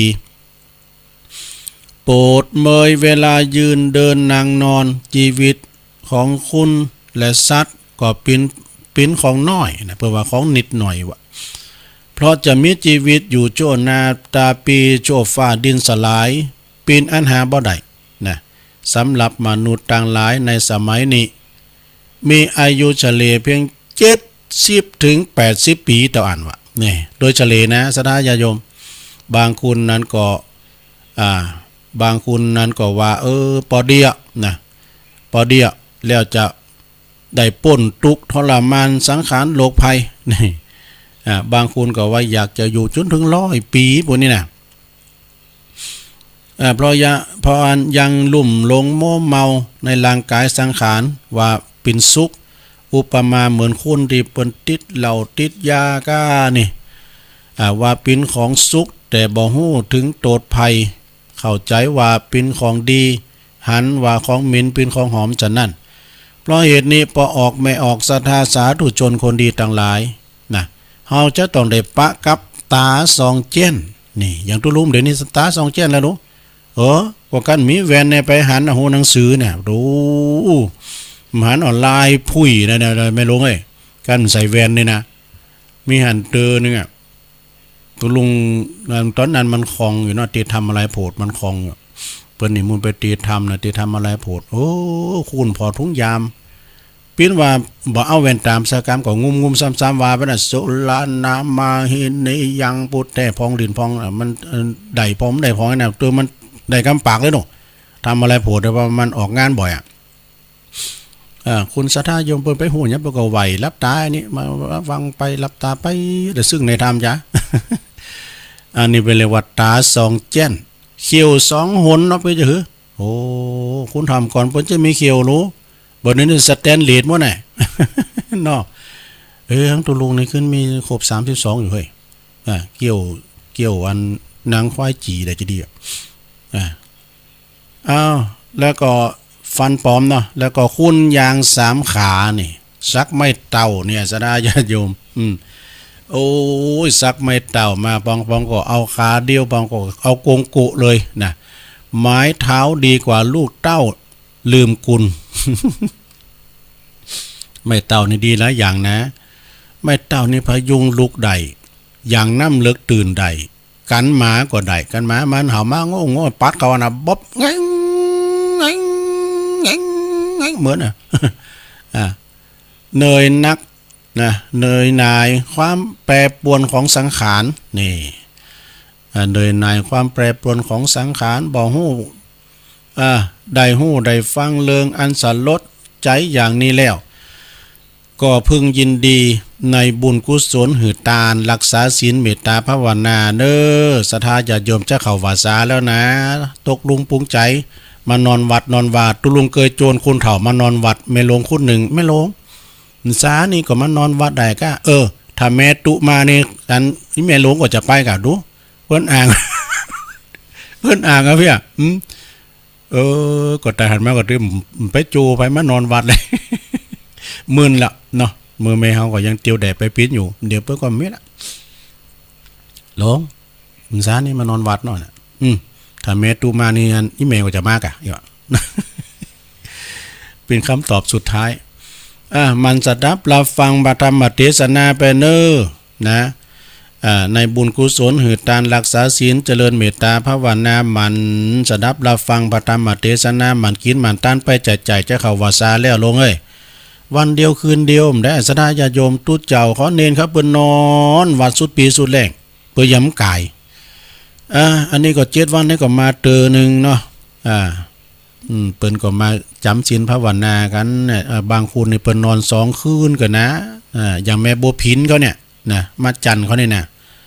เปิ้นรักษาศีล8เปิ้นนอน2 คืนวันพระธาตุดอยน้อยนี่ก็แม้ก็รถต่างป่าหกฟ้าบ่นำก่อนน่ะดูป่าหกฟ้านี่ปะน้อยเขานะปะน้อยเนี่ยก็เปิ้นปกผ่ามานอนเหมือนกันนะนอนโดยครูบาคำก่อนนะจักเป็นปัจจัยนำปลาความสุขภายไปในภายหน้าเนาะมันกินมันต้านไปนะก็มีความสุขเยี่ยมยอดคือพานิพพานในที่สุดปฐมเทศนาที่จริงประจบเจ้าแล้วนะตุลุงแหม่เอาไปจะไรขอบุญกุศลที่ศรัทธาญาติโยมทั้งหลายได้ทำแล้วจงไปถึงผู้ที่ลงหลับรับขันไปนะที่เปิ้นกินเปิ้นตานไปอย่างนั้นแม่ปอปันแม่ใหม่คำจันเนาะตานไปหาเนาะพี่น้องบ้านแม่โกงอำเภอสันทรายบุญนาตานไปหาปอซุมแม่แก้วคำจันก็ดีปอแม่ไฟอินปันก็ดีหรือว่าทางแม่เพนขาวเตี้ยเนี่ยเพิ่นก็อุทิศแผ่กุศลนะบุญตานไปหาอุ้ยปันอุ้ยเงินจินาอิก็ดีนะตานไปหาปอสอนชัยใจกวินก็ดีปอซีแม่สอนเขาก็ดีหรือว่าศรัทธาญาติโยมทั้งหลายได้กินได้ตานไปได้ฟังเทศน์ฟังธรรมอุทิศแก่บุญกุศลเนาะอธิษฐานจิตแผ่บุญแผ่กุศลไปให้เขาเจ้าทั้งหลายได้รับส่วนบุญส่วนกุศลก็ขอบุญกุศลอันนี้ทั้งหลายที่เฮาทำแล้วจุงได้ไปถึงไปหลอดไปถึงเติ้งตันเนาะไปแล้วก็ของเฮาทั้งหลายนี่ขอประสบแต่ความสุขความเจริญดังแสดงพระธรรมเทศนาเลิงไตรลักษณกถามาเนาะแล้วก็หลวงปู่บุญปันเปิ้นเขียนไว้ต่างใต้ทำหน่อยว่าอันเรือนล่างอันเรือนล่างสังขารคือบ้านเช่าดวงจิตเข้ามาเช่าอยู่อาศัยทรงค่าเช่าเช้าเย็นไม่เว้นใครอีกต้องไปเมื่อหมดกำหนดวันแต่กะถึงกอบโกยหาทรัพย์ประดับบ้านคิดกะการนำไปก็เป็นหมันเขาจักยึดทรัพย์สินทุกสิ้นอันอย่าได้มั่นหมายจิตว่าสิทธิตนนี่แสดงปฐมเทศนามาก็พอสมควรแก่กาลเวลาก็ขอสมมุติยุติลงปรุงไว้เพียงเท่าอีเอวังก็มีด้วยประกาศนีสาธุสาธุสาธุเอาละศรัทธาญาติโยมทั้งหลายปฐมเทศนานี่มันมีชื่อว่าอายุยืนนานทรมานสังขารไตรลักษณ์คาถานี่ขอบคุณเมตตาบารมีตามตุอุ้ยเฮาเนอเปิ้นได้ส่งมาให้ตัวลุงได้อ่านได้ว่าให้ศรัทธาได้ฟังกันเนาะตอนนี้ก็ยังเจ้าอยู่ศรัทธายังถึงตี 4เตอก็อูจาปาใสกันไปจำพองก็รับไปแล้วก็ รับไปพงกฏถ้าจะมีอันนั่นก็กำเดียวศรัทธาญาติโยมเนาะตัวลุงก็เอานี่มาวาแถมนะปุ้นปล่อยถึงตีสี่ปุ่มก่อนจะได้ประกาศได้จือละนามแล้วก็จะได้ปันป้อนโหลดเดียวปันป้อนนั้นติดธรรมแล้วก็ปันป้อนศรัทธาปิ้นเจ้าภาพกันติดกันนี่นะเอาอันนี้มาวาให้ก่อนนะบอดี้เนี่ยหลายอย่างดูกำวอนสอนหลานนี่มันบอดี้ยังล่ำเลือลองฟังก่อนเนื้อศรัทธาเนี่ยมันบอดี้ยังอันว่าบอดี้เนี่ยก็คือเป็นของคืดของจ้าเนาะศรัทธาญาติโยมทั้งหลายมันบัดเนนนอนมันบอดี้เปิ้นว่าไปเยะเฮาก็จะไปเยะมันบอดี้นี่นะเปิ้นบอกว่าบอดี้โอดอ่างสรรพคุณนี่บอดี้โอดอ่างสรรพคุณบอดี้ทำบุญเอาแต่หน้านี่บอดี้นางถ่าคุณเมาเนี่ยคุณเมามันไปไหนมันจ่ายอย่างเขาใจเมงเสนตีนไปซื้อเหล่าอ่ะกะจะเลิกกับมันเนี่ยก็กับเต่า ก็มันยังมันนานมาล่ำเลือเนี่ยปุตตะเปียว่ามันจ่ากับมันใส่เกือบว่ะดูแมงเสนตีนมันมีแสนตีนกันนี่เกือบมันน่ะเนาะปุตตะแมงเสนตีนอย่างตกน้ำบ่อปนมานะบอดี้แยงเมคนอื่นบอดี้ตื่นข่าวลือนี่ข่าวลือนี่นะโอ้แต่ไปตื่นแต่เคยมีนะสัตว์ตลิสารสัตว์ก่อนนี่สัตว์ป่ามก่อนมีจัดหลายมาตื่นข่าวลือกับกระต่ายมาไปนอนพื้นเกาตานกระต่ายตื่นตูมนั่นแหละเป้าตกตานตกมาบังมันว่าฟาดถล่มมันว่าปดต้นปลายบอกเจ้าหมูนะว่านี่เนาะฟ้าจะถล่มแล้วนะบทตัวหมูดิมหูกับตัวกะโอ้หกกันลูนกันแลนกันเนี่ยอันนี้แปลว่าอย่าไปมงคลตื่นข่าวคุณน้าบ้าเดี๋ยวยินมาน้ำบอดทิปออกหันน้าบ้าไปเอามาเนาะเนี่ยเอามากินก็หายแต่นี่เอาแล้วนี่เป็นข่าวลือกันดูโอ้น้ำบอดทิปแล้วมันออกตามปืนเก่าใหม่น่ะสวยมันตกมาฝุ่นมันตกเอาน้ำไปโต่งเอาเปลี่ยนว่าเยียวจ่าด้วย คุณหนึ่งเอามันแม่เป็นไปหงยาปิกมาแล้วอยู่ในระหว่างการนั้นรักษาเอาอันน้ำติบน่ะมากินขึ้นหายวะนี่มันก็แปลกแล้วแต่เฮานับถือจ้ะฮะอย่างเขาว่าน้ำบอดติบน่ะหมอนั่งกับฟ้าอันหมอประหยัดน่ะไปเอามามีไหนก็ไปเอามาไอ้กันมันไข่กินมันไข่หายดูเขาก็ไปตักเอาน้ำโบกควายนะอันนี้ยาติบเนี่ยนะกินแล้วมาอธิษฐานอย่างใดมันขึ้นหายได้ปะเนี่ยมันอยู่ในศรัทธานะศรัทธาคือความเชื่อ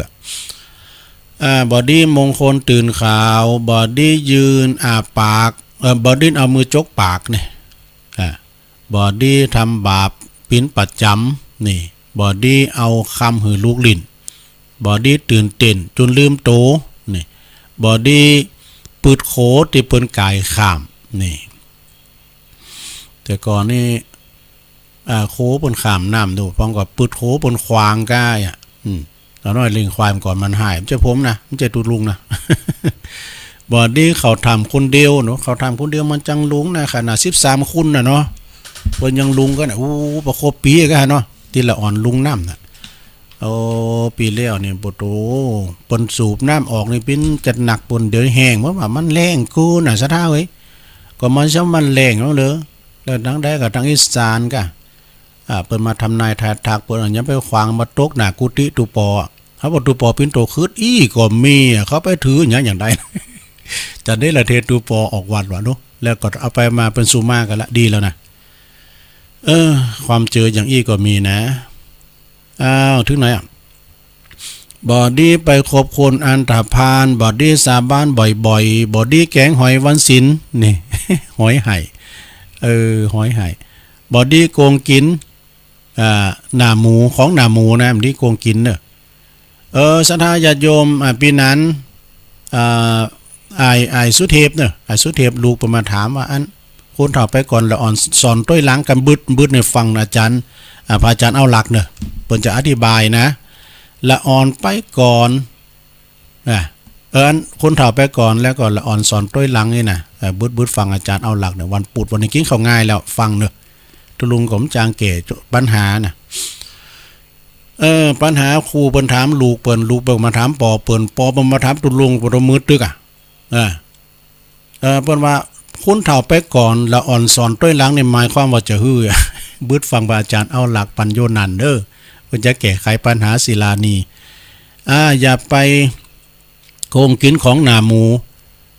บอดี้ผูกอูบุญตนไม้บุญเก่าไม้บอดี้เล่นไพ่อย่างเปิดเผยนี่บอดี้ทำเฉยต่อโลกนี่ปิ้นหยังก็ไปหาหมอเนอะบอดี้แปลงตดใส่คุณดีบอดี้เสียผีว่าวันเก่ากองหรือว่าเก่าคำนี่บอดี้เหยียบยำตำลาบอดี้เยนาไก่ปลาแฮว บอดี้เอาเสียวในเวงเนี่ยลักบันน้อมเตาสอกอกในเวงนะบ่าลักในเวงยังเต่าเนี่ยบอกว่าเต่าหาจะหือกะเต่าเต่าหาจะหือนี่เหมือนดักจืกือเนี่ยบอดี้เอาเสียวในเวงบอดี้เอาผ่าเลืองปกตอบอดี้หือปิ้นบอดี้หือปิ้นหมอวะบอดี้ขอคุณแก่นี่บอดี้แห่กันไปเล่งเป็ดดูบอดี้จอมเบ็ดมาเล่งแขก บอดี้แบกดามไม้เล่งเจ้าเฮินบอดี้ขี่ม้าบอดี้กิติกองแข่งฟ้าบอดี้ขี่ม้าแข่งตะวันนี่บอดี้อู่กันในตีซุมมืดบอดี้ไขกำผืดตัวเองบอดี้ข่มเหงผู้น้อยนี่อธิบายอันนี้จัดยาวนะเนี่ยบอดี้ใส่ซอยตอดแหบอดี้สารแหนกับเรื่องของคนอื่นบอดี้สูบจังคืนกลางคุณลงคุณหลาย บอดี้ทำลายของบักเก่าบอดี้เอาเม็ดเข่าใส่แกนตาบอดี้เหรียญม้าจังเลปากนี่บอดี้เหรียญสากจังบุบโหบอดี้หลินโผจังไหลตีจบตึกเอีย อันนี้ก็กรรมมนงานก็ของปินนันสิงคำยะท่าตุ้มตังบันโดงหาดนาคเปิดเอาหืดตุลุงเนาะก็ว่ากันไปนะศรัทธาญาติโยมทั้งหลายก็มีแถมหนักอยู่ศรัทธาญาติโยมก็ว่าไปวันเล็กวันน้อยเนาะเธอก็เอานิทานพองเอานิทานพองเอากรรมบักเก่านิทานของอาจารย์ชัยทองขันจากน้องผ่าขาวพองเนี่ยกะเอาของเนนโอมเป็นปิ้นตุเจ้าลันเดอร์เนนโอมตุปีโอมนะกฤษกรชายามสังหุนเนอร์ตุลุงก็ย้ำได้ไปหอมเลยนะป้าในหอมหันเนาะตึงปะกันอยู่ย้ำได้ไปหอมปล่อยเปิ้นเถอะมีของดีหลายๆที่เปิ้นสูงมาเนาะต่างปนานสุนทรแถมรู้ปนานสุนทรต่างเนี่ยบ้านน้องสลีกะนะของดีเปิ้นมาสูงมาแล้วก็หลายทันของหลวงพ่อบุญปันนี่ก็ถึงเหลือกินแล้วนะการจบนี่ก็ว่ากันไปแถมนะฟืนมาแถมเอกของบักกินบักเก่าก็ของบักหูเนาหูลืมเนาะก็ว่ากันไปอันนั้นก็ศรัทธาญาติโยมเขาก็ฟังกันไปวันนี้ก็มีแถมบทหนึ่งมีแถมบทวันนี้มีข่าวสารงานบุญเพราะมีหลายจะข่าวซาแล้วนี่ได้เปิ้นปล่อยปาร์ตี้หันตินนี่พองานหันมีว่าก่อเมืองกลางก่อนแล้วไปแล้วเนาะเนนใหญ่ไปรูปว่าน่ะเนนโคงเนนใหญ่นะก็ยัง18 ปีแล้วก็ว่าเนนยังไปหงเฮนวันเนี่ยผมจะได้ไปปุ้นไปเป็นตัวแทนเนนน้อยเขานี่เมืองกลางว่านี่เปิ้นเมืองกลางเปิ้นมีแผ่วโมยปุ่นกะว่านะก็ข่าวสารงานบุญก็พอมีหลายแล้วนะก็ขอบคุณศรัทธาที่เปิ้นมารวมทำบุญกันก็มีพี่น้องต่างอำเภอสันทรายพองชัยประการก็มาวันนั้นนะแต่เปิ้นฮู้จักตุลุงนะเปิ้นมาตานเก่าวัดตุลุงก็เปิ้นเอาจอมในหีบบริจาคหั่นละเปิ้นพี่น้องจากชัยประการอำเภอชัยประการฝางพุ่นน่ะมาจากอันศรัทธาวัดอรัญญวาสีว่าอรัญญวาสีก็เขตชัยประการก็แฮเนาะ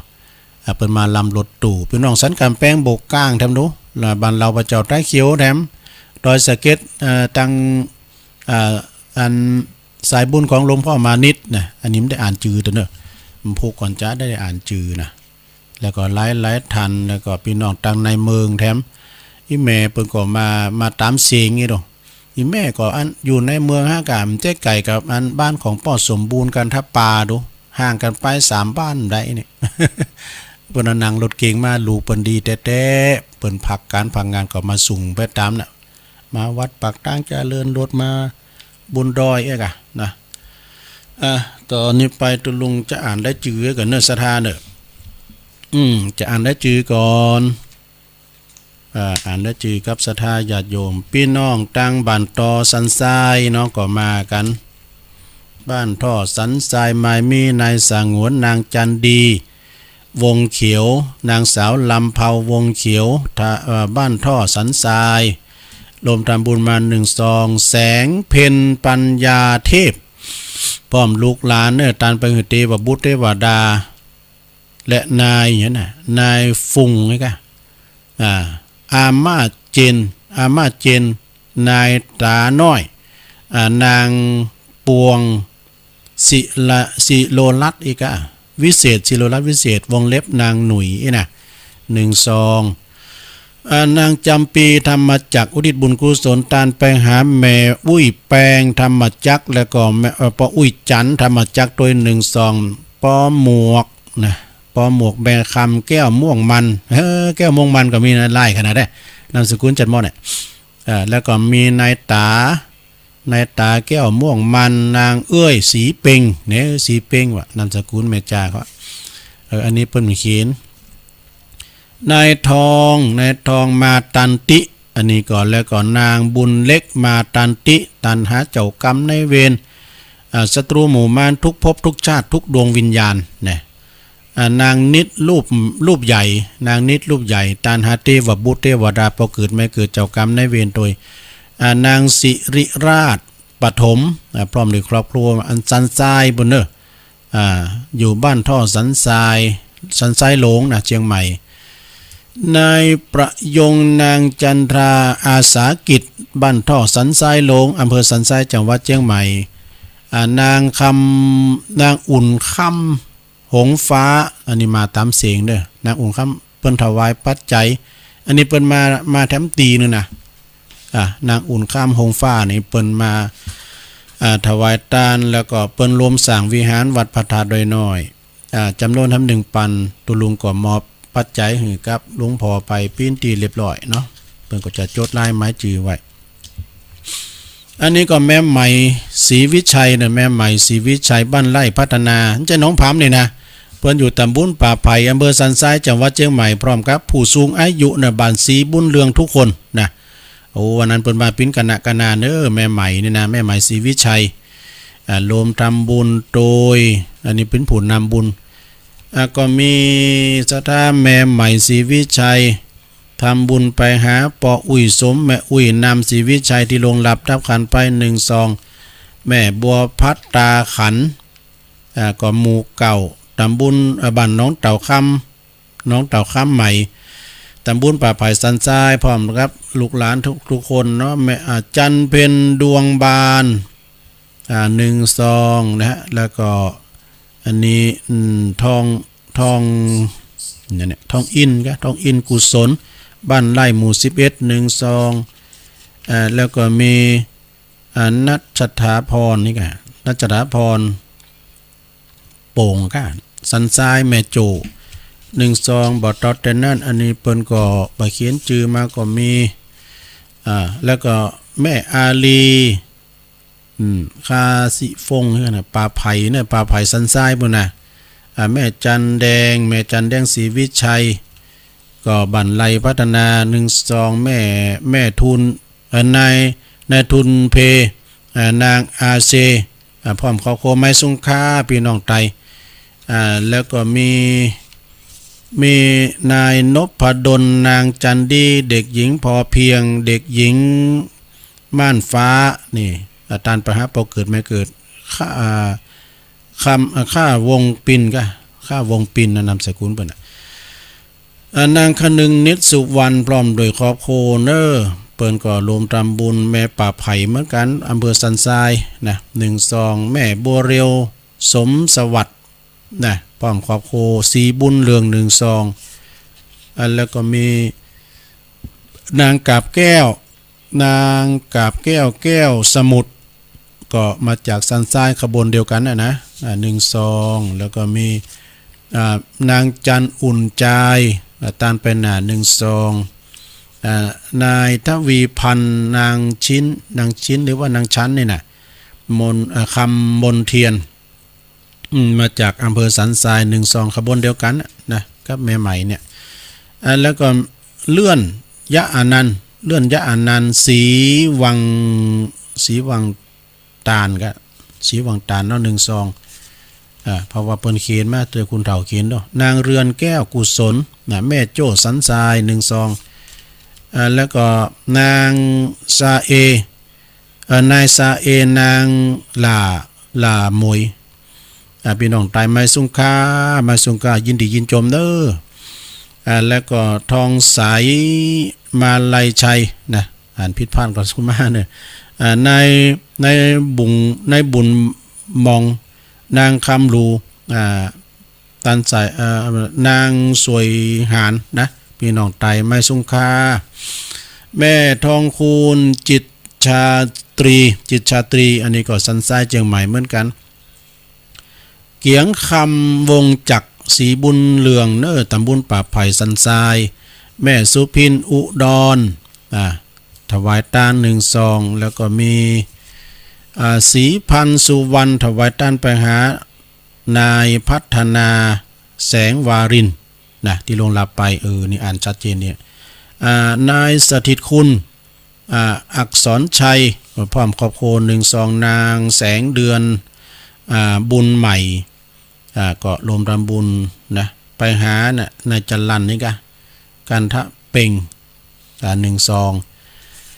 บอดเตาเต็นนั่นก็มีอันนี้เนี่ยหมวยแรงกี่อันนี้พี่น้องไตเนอร์ไม้สุงค่าสีทอนนี่เนี่ยตั้นเงินนี่ก็น้องเต่าคำใหม่เนาะ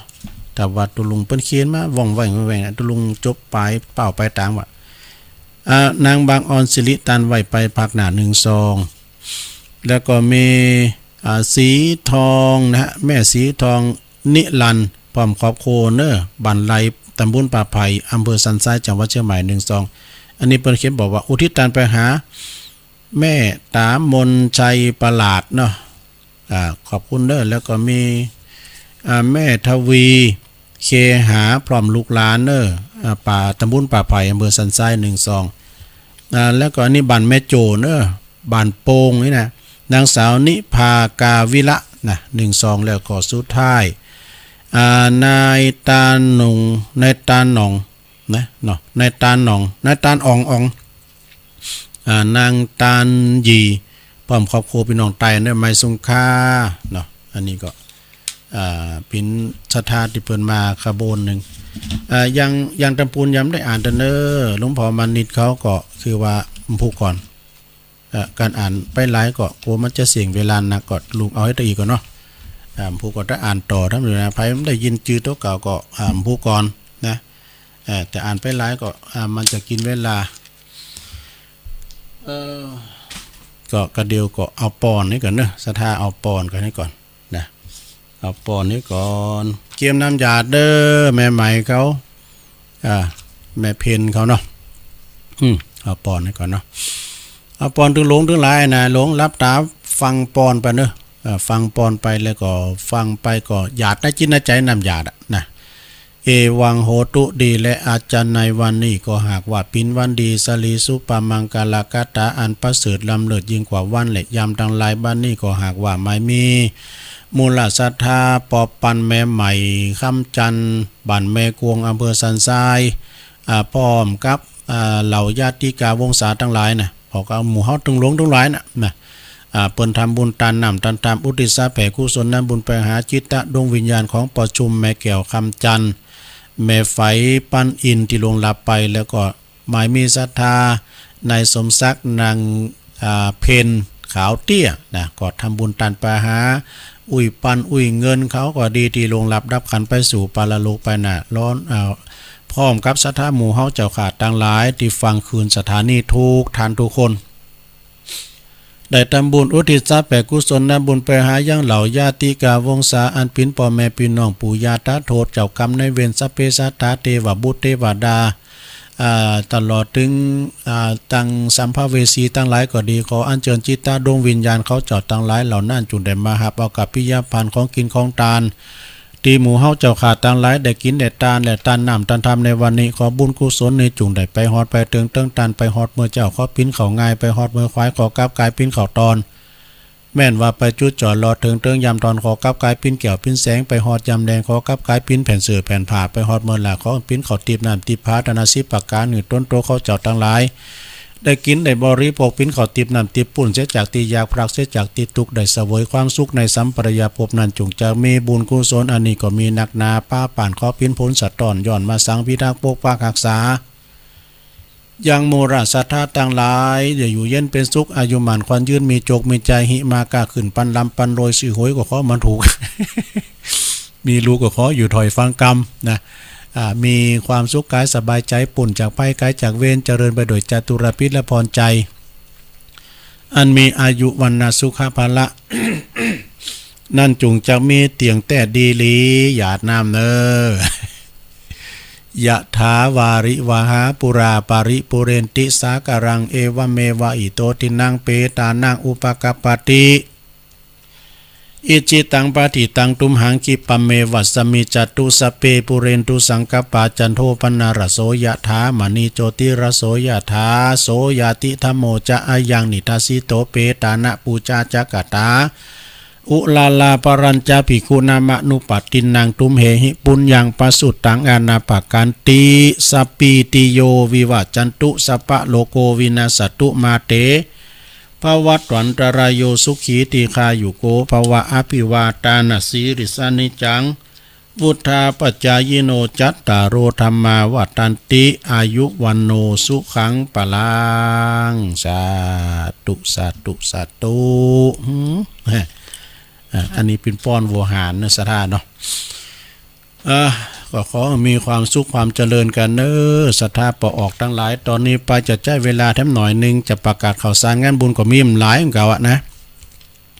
มีมหลายเหมือนเก่าก็ประกาศข่าวสารงานบุญประวัติข่าวสารแล้ววันที่18นะโยมเนอะ18กรกฎาคมก็ขอเชิญรวมทำบุญปล่อยปลาคืนสู่น้ำธรรมชาติตาน้ำปิงหน้าวัดอันร้องทานท่าลี่วัดท่องล่องทานตาลีนี่เปิ้นก่อตั้งแต่บ้านเหล่าแมวก้าบ้านล่องทานก้าบ้านตุงบ้านกลางตุงหมดนี่นะเป็นศรัทธาเดียวกันนะเปิ้นจะมีการปล่อยปลาแล้วสืบจัดตาโลงด้วยที่วัดร้องทานท่าลี่พระครูประทีปธรรมธาดาอันนี้เปิ้นเป็นเจ้าคณะอำเภอเวียงหนองล่องในวันที่18เนอะ18กรกฎาคมนะเป็นโลมสืบจัดตาแล้วก็ปล่อยปลาเพื่อการกุศลด้วยนะที่วัดร้องทานท่าลี่แล้วก็ทำงานหนึ่งวันที่11วันพุธนี่เนอะคณะสงฆ์ตำบลวังผางและก็เทศบาลตำบลวังผางจะมีกิจกรรมหล่อเตียนพรรษาที่วัดเหล่าปุ้งเสือเนอะวัดเหล่าปุ้งเสือตำบลวังผางอำเภอเวียงหนองล่องก็เปิ้นก็จะหล่อกันในเวลา 15:00 นคือบ่าย 3 โมงนะพระสงฆ์9รูปเจริญพระพุทธมนต์ก็จะมีทุกภาคส่วนเนอะเพราะว่าจะเป็นท่านในอำเภอนางสุภัตรานิ่มกุลในอำเภอหญิงนะสตรีเหล็กจากอำเภอเวียงหนองล่องแล้วก็ท่านนายกจรัญดวงสะเก็ดนายกเทศมนตรีเทศบาลตำบลวังผางตลอดถึงคณะสัตยาญาติโยมเนาะเมตตาบารมีตามอาจารย์พระครูปราโมทพนาสัยฝากประกาศมาวันพุธนี่นะโยมเนอะวันพุธนี่นะเปิ้นจะมีการหล่อเตียนตึงในอำเภอเปิ้นจะมาหันมดตีโคงแก้วอารามทั้ง3วัดเหล่าปุ้งเสือเนอะตึงภาคโซนตั้งราชการด้วยก็มารวมทำบุญกันเนอะที่โคงแก้วอารามทั้ง3ที่วัดเหล่าปุ้งเสือนะแต่ว่านี่ก็คณะสงฆ์ตำบลดอยหล่อเขต1เขต2นะตุลุงก็ไปจุยเปิ้นหลอดเตียนเหมือนกันนะฮะที่โคงแก้วอารามทั้ง3วัดอรัญญาวาสดงป่าหวายเปิ้นก็มากันหลายนะโดยมีท่านนายกว่าที่ร้อยตรีสุรพงษ์กาบวังนายกอบตพร้อมโดยคณะสงฆ์นะ19วัดนะเปิ้นมาว่านะเปิ้นมาหับเตียนโดยแล้วก็เปิ้นมาเจริญพุทธมนต์ชยานโตหลอดเตียนมากันหมดว่าชมรมกำนันผู้ใหญ่บ้านอันนี้เปิ้นจัดได้ดีจะได้มันมีเวลาหนักได้ เพิ่นรับตีนกันแล้วเพิ่นก็ปิกกันไปนะที่ขวงแก้วอารามทั้ง3วัดอรัญญวาสดงป่าหวายโดยมีเมตตาบารมีตามอาจารย์พระครูวิพาทวรคุณเจ้าคณะตำบลโดยหล่อเขต1เจ้าวัดดงป่าหวายเนาะปิ่นเก้าปิ่นก้านกันตุลุงก็ไปช่วยงานเพิ่นวันที่13เนอะ13กรกฎาคมเชิญรวมทำบุญตอดผ้าป่าสามัคคีสมทบทุนในการสร้างศาลาการประเรียน2จันทร์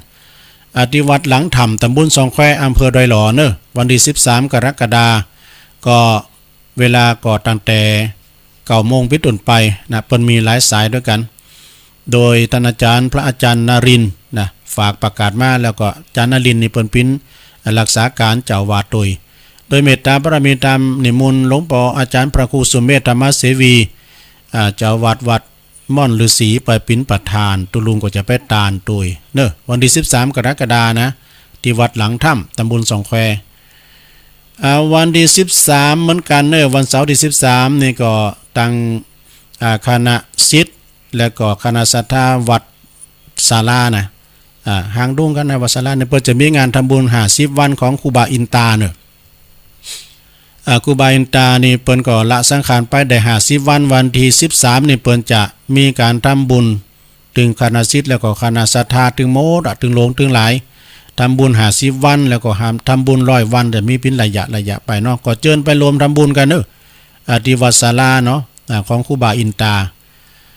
แล้ววันที่14กรกฎาคมเนาะทางเมืองฝางบนเนอะวัดศรีพ้อยเมตตาบารมีตามหลวงพ่อพระครูอดุลศิรกิจอันนี้เปิ้นเป็นเจ้าคณะตำบลแล้วก็เจ้าวาดวัดถาดคำนะเปิ้นก็จะไปบรรจุพระบรมสารีริกธาตุหรือว่าบรรจุวัตถุมงคลที่วัดศรีพ้อยเป็นวัดบันเกิดวัดศรีพ้อยในตำบลสันทรายอำเภอฝางนะก็เชิญเนอศรัทธาญาติโยมในละแวกนั้นหรือว่าไก่เคียงหรือว่าบันไก่ก็ดีที่มีความเคารพนับถือเนาะหลวงพ่อพระครูอดุลศิลกิจนี่เปิ้นเป็นนักปราชญ์เนอศรัทธาวันเดินกับอันปฏิทินนี่นะแน่นอนวันเก่ากองกับวันอย่างต่างๆเนี่ยเปิ้นได้ออกปฏิทินเนี่ยออกมาจากวัดถาดคำนี่แน่นอนที่สุดวัดศรีพ้อยตำบลสันทรายอำเภอฝางเนอะอันนี้ก็อันตุลุงก็เก็บเอาที่อาจารย์ท่านพระครูอภิวัฒนวิกรมเปิ้นได้ข่าวประกาศตุลุงก็จดเอามาทำกรรมเนาะประกาศกระตุ้นเนอะพี่น้องก็14กรกฎาคมเนอะที่วัดศรีพ้อยอำเภอสันทรายอำเภอตำบลสันทรายอำเภอฝางนะโดยเมตตาบารมีตามหลวงพ่อพระครูอดุลศิรกิจนะวัดธาตุคำเอาข่าวงานบุญต่อไปอันนี้ก็ขอเชิญรวมทำบุญนะอันนี้ก็ตั้งท่านโฆษกอบต.เปิ้นฝากประกาศมานะคือพี่ไอจันชัยโฆษกประจำอบต.เปิ้นบอกว่าขอเชิญรวมทำบุญปิ้นจ่าภาพเททองหล่อพระเจ้าตันใจสีดอนชื่นขนาดหนาตักกว้าง14 นิ้วโดยการตีณวัดป่าเนี่ยวัดพับป่าหมู่ที่24ตำบลดอยหล่ออำเภอดอยหล่อจังหวัดเชียงใหม่ในวันอาทิตย์ที่1แล้วก็วันจันทร์ที่2กันยายนบุญเนี่ยเพิ่นจะมีการหล่อพระเจ้าเนอศรัทธาญาติโยมทั้งหลายอันนี้ตุลุงก็ค่อยอ่านรายละเอียดทำกรรมเนาะที่1ที่2กันยาปุ่นก่อนนะก็ค่อยอ่านรายละเอียดไก่มาทำกรรมก่อนเนาะเชิญรวมทำบุญตอนผ้าป่าสามัคคีนะเปิดได้ซื้ออุปกรณ์การไฟฟ้าติดผนังติดไฟในภายในของวิหารณวัดพระธาตุดอยขุมเงินตำบลนาทรายอำเภอลีเนอะในวันอาทิตย์ที่14กรกฎาคมวันที่14กรกฎาคมเนอะที่วัดพระธาตุดอยขุมเงินตำบลนาทรายอำเภอลีนะครูบาโตและเปิ้นจะมีการติดไฟติดหลอดไฟติดเดินสายไฟในผนังวิหารใหม่ของเปิ้นวิหารเปิ้นก็มอกออกตอกจันมอแหละนะมอกโบสถตั้งเฮาเนี่ยกับโบสถใหญ่เนี่ยนะเอาโบสถมอลสีนี่ใหญ่เหลือเกินเนอะอันนั้นเปิ้นแปลงแบบว่าเปิ้นอยู่บนดอยเปิ้นแปลงอยู่บนดอยก็วันที่14นั้นก็เวลา 10 โมงนี่ก็พระสงฆ์เจริญพระพุทธมนต์เพื่อเป็นสิริมงคลถวายเปิ้นถวายตีนเปิ้นจะต้านตีนตัวนึงแล้วก็ตอดผ้าป่าพระสงฆ์อนุโมทนาก็เป็นเช่นไปดีขอเชิญรวมทำบุญหลอดไฟพร้อมจุดพัดลมติดผนังนี่แล้วก็อุปกรณ์การไฟฟ้าต่างๆรวมปิ้นจะภาพได้เน้อรวมทำบุญตามเจตนาก็ได้นะคณะศรัทธาคณะศิษย์วัดพระธาตุดอยขุมเงินอำเภอ หลี่เนาะเอาข่าวสารงานบุญนี่ทำกรรมหนึ่งก็ตีวัดบ้านขวางนี่ตำบลหนองน้ำอำเภอเมืองจังหวัดลำพูนนี่เปิ้นซื้อตีดินเป็นตีดินนี่2 ไหปลาย2 ไหปลายหางานโอ้ทุลุงก็ว่าไปเลยก็4 ไหเป็นงานน้ำใจกันโอ้ตาลายหรอคุณเฒ่านี่2 ไหกับ3 งานมาหางานมันก็เป็น3 ไหไปแล้วก็ทุลุงนู้นนี่ก็ สุมาเนอะมันกูเป็นรูอูเอาจ่ายหน่อยกับทุลุงไปอูโวยเพิ่นฟังโดยมันแท้น่ะจำนวน2 ไห3 งานเนอะแล้วก็เปิ้นก็ซื้อไปเป็นกรรมสิทธิ์ของวัดเป็นตีเรียบร้อยแต่ที่นี้ทางวัดเปิ้นจะทุมตีทุมดินเนอะมีความแน่นแล้วก็เกิดความสบายสวยงามนะดังนั้นก็ขอเชิญบอกบุญมายังสาธุชนทั้งหลายรวมปิ้นเจ้าภาพทุมตีเนาะทุมดินทุมตีปรับปรุงสถานตีปรับปรุงภูมิทัศน์วัดลำละ450 บาทเด้อแต่ปิ้นลูกลังทุมตีทุมดินนี่นะลำละ450 บาทถ้าปิ้นหินคลุกนึงก็ลำรอบโพงนึงก็ไม่ใช่รอบโพงรถโพงกะรถโพง2,800เนอะ2,800หินคลุกนี่นะแต่ละว่าถ้าว่าไผจะไปปิ้นเจ้าภาพกำแป้งเนาะห้องนึงก็6,000 บาทจะพร้อมจะลึกบันทึกชื่อเขียนจือติดโดยฉะนั้นไผจะติดต่อสอบถามได้เนอที่ท่านพระครูประภัสศรีลาภรณ์ท่านพระครูประภัสศรีลาภรณ์เจ้าคณะตำบลหนองน้ำเจ้าวัดบ้านขวางหมายเลขเบอร์โทรศัพท์081 784 9873 081 784 9873ได้ตลอดเวลาเนาะตังวัดจ้างกรรมเฮาโดยท่านพระมหาประสิทธิ์ธรรมาภินันโทอันนี้ก็เป็นผู้นำบุญเนาะสายบุญตังอำเภอตังงานละปูนตังละปูนนี่ก็ตังไอซุกไอซุกนี่รถตู่เนาะไอซุกนี่เรียกว่าจือเปิ้นไอบุญเลิศแก้วแสงเปิ้นอยู่ตั้งบุญนะหอยแดงหอยไฟพุ่นนะอันนี้เป็นผู้นำบุญตังรถตู่ตั้งวัดจ้างกรรมนี่เปิ้นก็มีการซื้อตีดินสถานพระจะปิ้นเจ้าภาพซื้อตีดินตารางเมตรละ200ก็ติดต่อได้ที่ท่านพระมหาประสิทธิ์ธรรมาภินันโทที่เปิดมาออกรายการขึ้นจุดหลอดไฟก็ดีแล้วก็ชุดน้ำมันโกมเนาะตะเกียงนี่นะน้ำมันโกมตะเกียงนี่ก็ไปติดต่อได้ซึ่งก็อาจารย์ท่านมหาเปิ้นก็จะปิ้นผู้นำบุญตังสายหลับปูนเฮาตัวย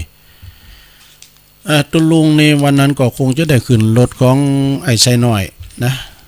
คือว่าเปิ้นขอไปตัวยแล้วก็ตุลุงแก่ไขรับอูดด้วยกันไปเปิ้นไปเหมือนกันหลายเปิ้นไปกับอันภรรยาเปิ้นแล้วก็ขอตุลุงไปนั่งรถเปิ้นโฟวินนะไอ้นิกรชัยน้อยจะได้เป็นนางรถเปิ้นเนาะวันที่21น่ะ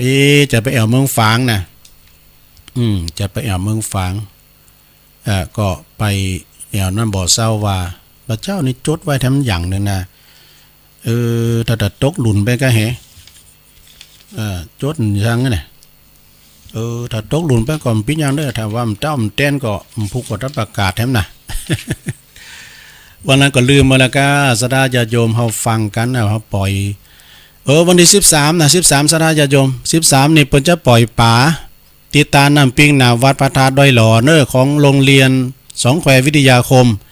โดยจัดสถานที่ที่ศาลาการประเรียนที่วัดพระธาตุดอยหล่อนะเพิ่นจะมีกิจกรรมปล่อยป่าของโรงเรียนวัดโรงเรียนนั้นสองแคววิทยาคมก็ในตำบลเดียวกันเนี่ยนะก็ไปรวมกิจกรรมเนอเปิ้นจะปล่อยติตาน้ำปิงที่หน้าวัดพระธาตุดอยหล่อเนาะอันนี้ก็แล้วไปแต่ว่าขาดตกบกพร่องอันใดก็สุมาเนอะ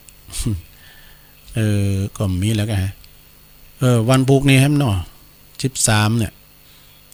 11กับ11ก็เดี๋ยวก็สำรวจพอทำกรรมเนาะแต่มันตกบกพร่องอันใดก็สุมาด้วยเนาะ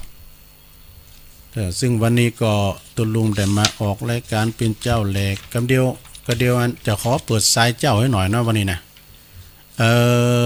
จะเอาอันนี้มาอู่ก็กลัวมันยาว มันจะยาวไปตุลุงก็จะเปิดซ้ายกันเนาะซ้ายไกลกันเนี่ยเก่า16เด้อเมืองฝางนะพระจะโทรมาก็0899556506เอาทำกรรมเนาะเลขที่ออกมาใจเบอร์โทรศัพท์0899556506สายแหลกเจริญปอนเจ้าไว้ซาเจ้าก็น้อยนะเจ้าก็น้อยก็เขากราบขอบคุณหลวงพ่อมันนะเจ้าที่ฝากศรัทธาบันสันใต้ตำบลในหอยเงินนะเจ้าบันที่เล็กน้องเสกในหอยเงินนะเจ้าคณะตำหนักสงฆ์วัดของบุญเจ้าคณะก็ขอบคุณดีใจนะเจ้าที่ตามเนี่ยเอวนะเจ้าเนาะใจก็ออกอากาศมาหรือจักทีนะเจ้าก็ร่างเนี่ยนะวันนั้นนะตื่นใจนะเจ้าตั้งสี่คุณลุงคุณก็โจนเป็นนอนวัดนะเจ้าเนาะก็เลยชิ้นก้อนกล่อมนะเจ้าอาสาหลาฮะวันเข่าวันซาปอเมซาท่านอนวัดนะเจ้าเดี๋ยวนี้นะวัดป่ามองเงาเขาว่าคนเฒ่าบนนอนทำไมปู่ยาคนเฒ่าเก่าก่อนเป็นจักไปนอนกลางวัดสาเจ้าลุงก่อไปใดไปรอหือเฒ่านอนกันเสือเจ้าทิ้งกลางวัดสาขาตั้งปีดีโลดเดินดีนา7-8วันกานอนเสือเดียวเจ้าคนสะไม้ใหม่เขาลืมแบบเบาว่าหู้เขาเจ้าหันหน้าจังใดเจอหน้าก่อนเน้อน้องจังลายก็เลยใจไปว่าใดนอนเจ้าคำยองวันละกรรมเลยเจ้าคำว่าเจอหน้าก่อนเน้อเรว่าถัดวันประกันพรุ่งเจ้าไว้เจริญปอนสาธุเจริญปอนไว้สาเจ้าวัดเกตารามแม่จันทิพเจ้าโอ้หลายวันก็จะได้อู้กับตุลุงเนาะ3-4 วันนะกะเนาะ3 วันนะเนาะวัดเกตการามแม่ฟังเจ้าแล้วกะฟังแต่เปิดเพลงแรกเลยเจ้าฟังเพลงบ่เก่ากว่าโมนนะเนาะเจ้าม่วนเลยเจ้าโอ้ดีแหละกินไปตันไปกับแม่เนาะเจ้าก็อันลูกมาก็ฟังนำฟังทำไปอันนั้นแม่เนาะเจ้ากับเดียวได้ฟังนี้เสร็จแล้วก็เลยก็จะลุกสวดมนต์สวดมนต์ต่อยินดีแม่จันทิพย์หนักๆเด้อเจ้าเป็นกำลังใจคุณลุงนะเจ้าบุญรักษาสาธุเอา0899556506นะสายที่เข้ามาเจ้าเข้ามาสายไก่มันพวกก็สายไก่เฮาเนาะ91พูนะเกมไว้เด้อแม่ปานี่เด้อ สายไก่เอาสายไก่มาก่อน96เนาะเจริญปอนใช่สาเจ้าคุณลุงแม่อยู่ตั้งใดโรงพยาบาลลานนาแม่มอน้อยมาละกับฟังคุณลุงจมพูดเก่าอ่ะลายว่าบวยไปคนเท่านี้มันแค่รู้ว่ามันกะมันลิ้นมันแค่ปั้นก็น่ะลิ้นมันแค่โลไปหน่อยพอเนี่ยมันซ้ำปากไปคนละหน่อยก็เป็นรูอู่กะเป็นกำลังใจทุลุงเน้อฟังขอบคุณแม่หนักๆเน้อไว้สาสาธุนี่ก็ห้องประมาณแม่มอน้อยเข้ามาแต้มสดาญาติโยมทั้งหลายแม่บุญพินเขาล้อมาตั้งใดโทรมา0899556506เพิ่นจะไปวัดกันว่าจ้ะบ่มีสายหนักเจริญปอนนมัสการเจ้าศาลพระเจ้าแดงมาแล้วเจ้าฟังตะเวินไหวค่ะดีกะเจ้าตื่นเจ้าวันนี้มันอากาศมันเย็นดีนะฝนตกอ่ะตอนฝนตกดูตอนนี้มันแห้งแรงอยู่นี้ตกได้รอในเขตปลอดฝุ่นเนี่ยเจ้าแต่ว่าก็ตกสองวันแค่กันแล้วเจ้าจะได้ไปเอาเจอมันมากะเจี๋ยนี่ว่าตั้งดอยตกเหรอมันตกมากันมืดมาก่อนลุมตีไปให้ สลายไปเนี่ยเจ้ามาได้นี่ก็อันนี้3 วันก่อนอันน่ะลุงมีตัวขี้ยุกขี้ยาดูตางจิ๋วอ๋อนี่ก็แล้วก็กำลังตกมา2 วันนี่ดีแล้วตกมาก็ดีแล้วแม่เนาะขอบคุณได้หลายเจ้าสกินดีไหวสาเจ้าขอเป็นกำลังใจแม่เจ้าเหมือนกันเป็นกำลังใจเหมือนกันสาธุเจริญปอนเจ้าตุลุงโอ้ตันได้จ้ะนี่แต่ตั้งวัดป่าเฮงก็งามเจ้าโอ้ป่าเฮงก็งามเอามาแล้วป่าเฮงก็งามป่าสร้างนี่กะเนาะเจ้าไม่ฟังเจ้าแล้วกะฟังไปเลย3 โมงครึ่งเจ้าโอ้ฟังไปติ๊กกันเนาะชัดเจนนี่ชัดเจนดีเนาะ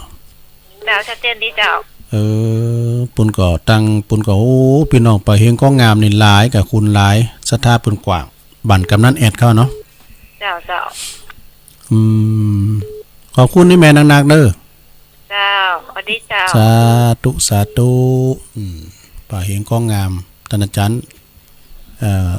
พลศักดิ์ถาวโรเจริญปอนเจ้าโอ้มาละแม่โบคลีเจ้าแม่โบคลีสบายดีเนาะคิดตั้งหาขนาดเลยบ่ได้โทรหลายวันโทรมาแล้วเหรอบอกว่าสบายช่วยเจ้าโอ้ดีกะกินยาให้กันเด้อหน้าวัดโคกเปียหายมีอะไรวิทยุเป็นเพื่อนดีแล้วฟังไปติ๊กๆแม่เจ้าก็ฟังเป็นนะไปโทรมาเป็นยาป้าไม่เอาไปเลยเกี่ยวกล่อมบ่กินแล้วกันบ่เดี๋ยวเนี่ยเจ้าเกี่ยวกล่อมกินแล้วเนาะมันเป็นเนซ่าเนี่ยกินยานั่นกินยากินกับไปหาหมอแต่ว่าเพื่อนก็ไปหมอที่15นี่ก็ไปแทนนั่นหมอที่ยังไม่ได้แล้วแต่เจ้าลูกหลานแม่เมียแม่อยู่คนเดียวเจ้าอยู่คนเดียวโดดอยู่คนเดียวบางวันลูกก็ได้ก็ต้องได้อาบน้ำเป็นดีด้วยแต่บางวันก็ได้อาบน้ำพยายามช่วยเหลือตัวเก่าเนาะอัตโนนาโถได้กันเนี่ยอันเขาเป็นกำลังใจแม่โบคีเนอะฟังน้ำฟังธรรมสวดมนต์ไปติ๊กน่ะสาธุใจดีมาจะน่าเจ้าดีแล้วเนาะวันที่15นี่ก็จะไปหาหมอก็โทรไปนั่นน่ะดีแล้วเนาะบุญรักษาเนอะแม่เนอะสาธุเจ้าสาธุโธแม่โบคลี่หน้าวัดโคกเปียนี่แฟนพันธุ์แท้แต่เจริญปอนฮัลโหลอยู่ตั้งใดโยมอยู่สันกำแพงเจ้าสันกำแพงบุกันได้บกก้างงามจ้ะกะเลยบกก้างเจ้าเป็นบ้านป่าเปาบกแยงเจ้าบ้านป่าเป้าเจ้าบกแยงนะเจ้าบกแยงนี่เจ้าที่ไปต่างไปทางวันปหลวงวันวัดหลวงปู่ลาดาที่ตัวลุงไปจังไปทางหอยล้านบนน้ำก่อนไปแข่งบ่อไฟนี่กะอ่างสั้นน้ำหอยล้านกายไปทางเจ้าอันกะกายไปหันเนาะแม่ฟังเจ้าแล้วกะเจ้าฟังแต่เจ้ามาดูฟังลุงนี่เป็นครูพูดกูเนี่ยดีกะฟังไปติ๊กกันด้วยลุงเนาะแม่อายุตะฮืออะไรแม่67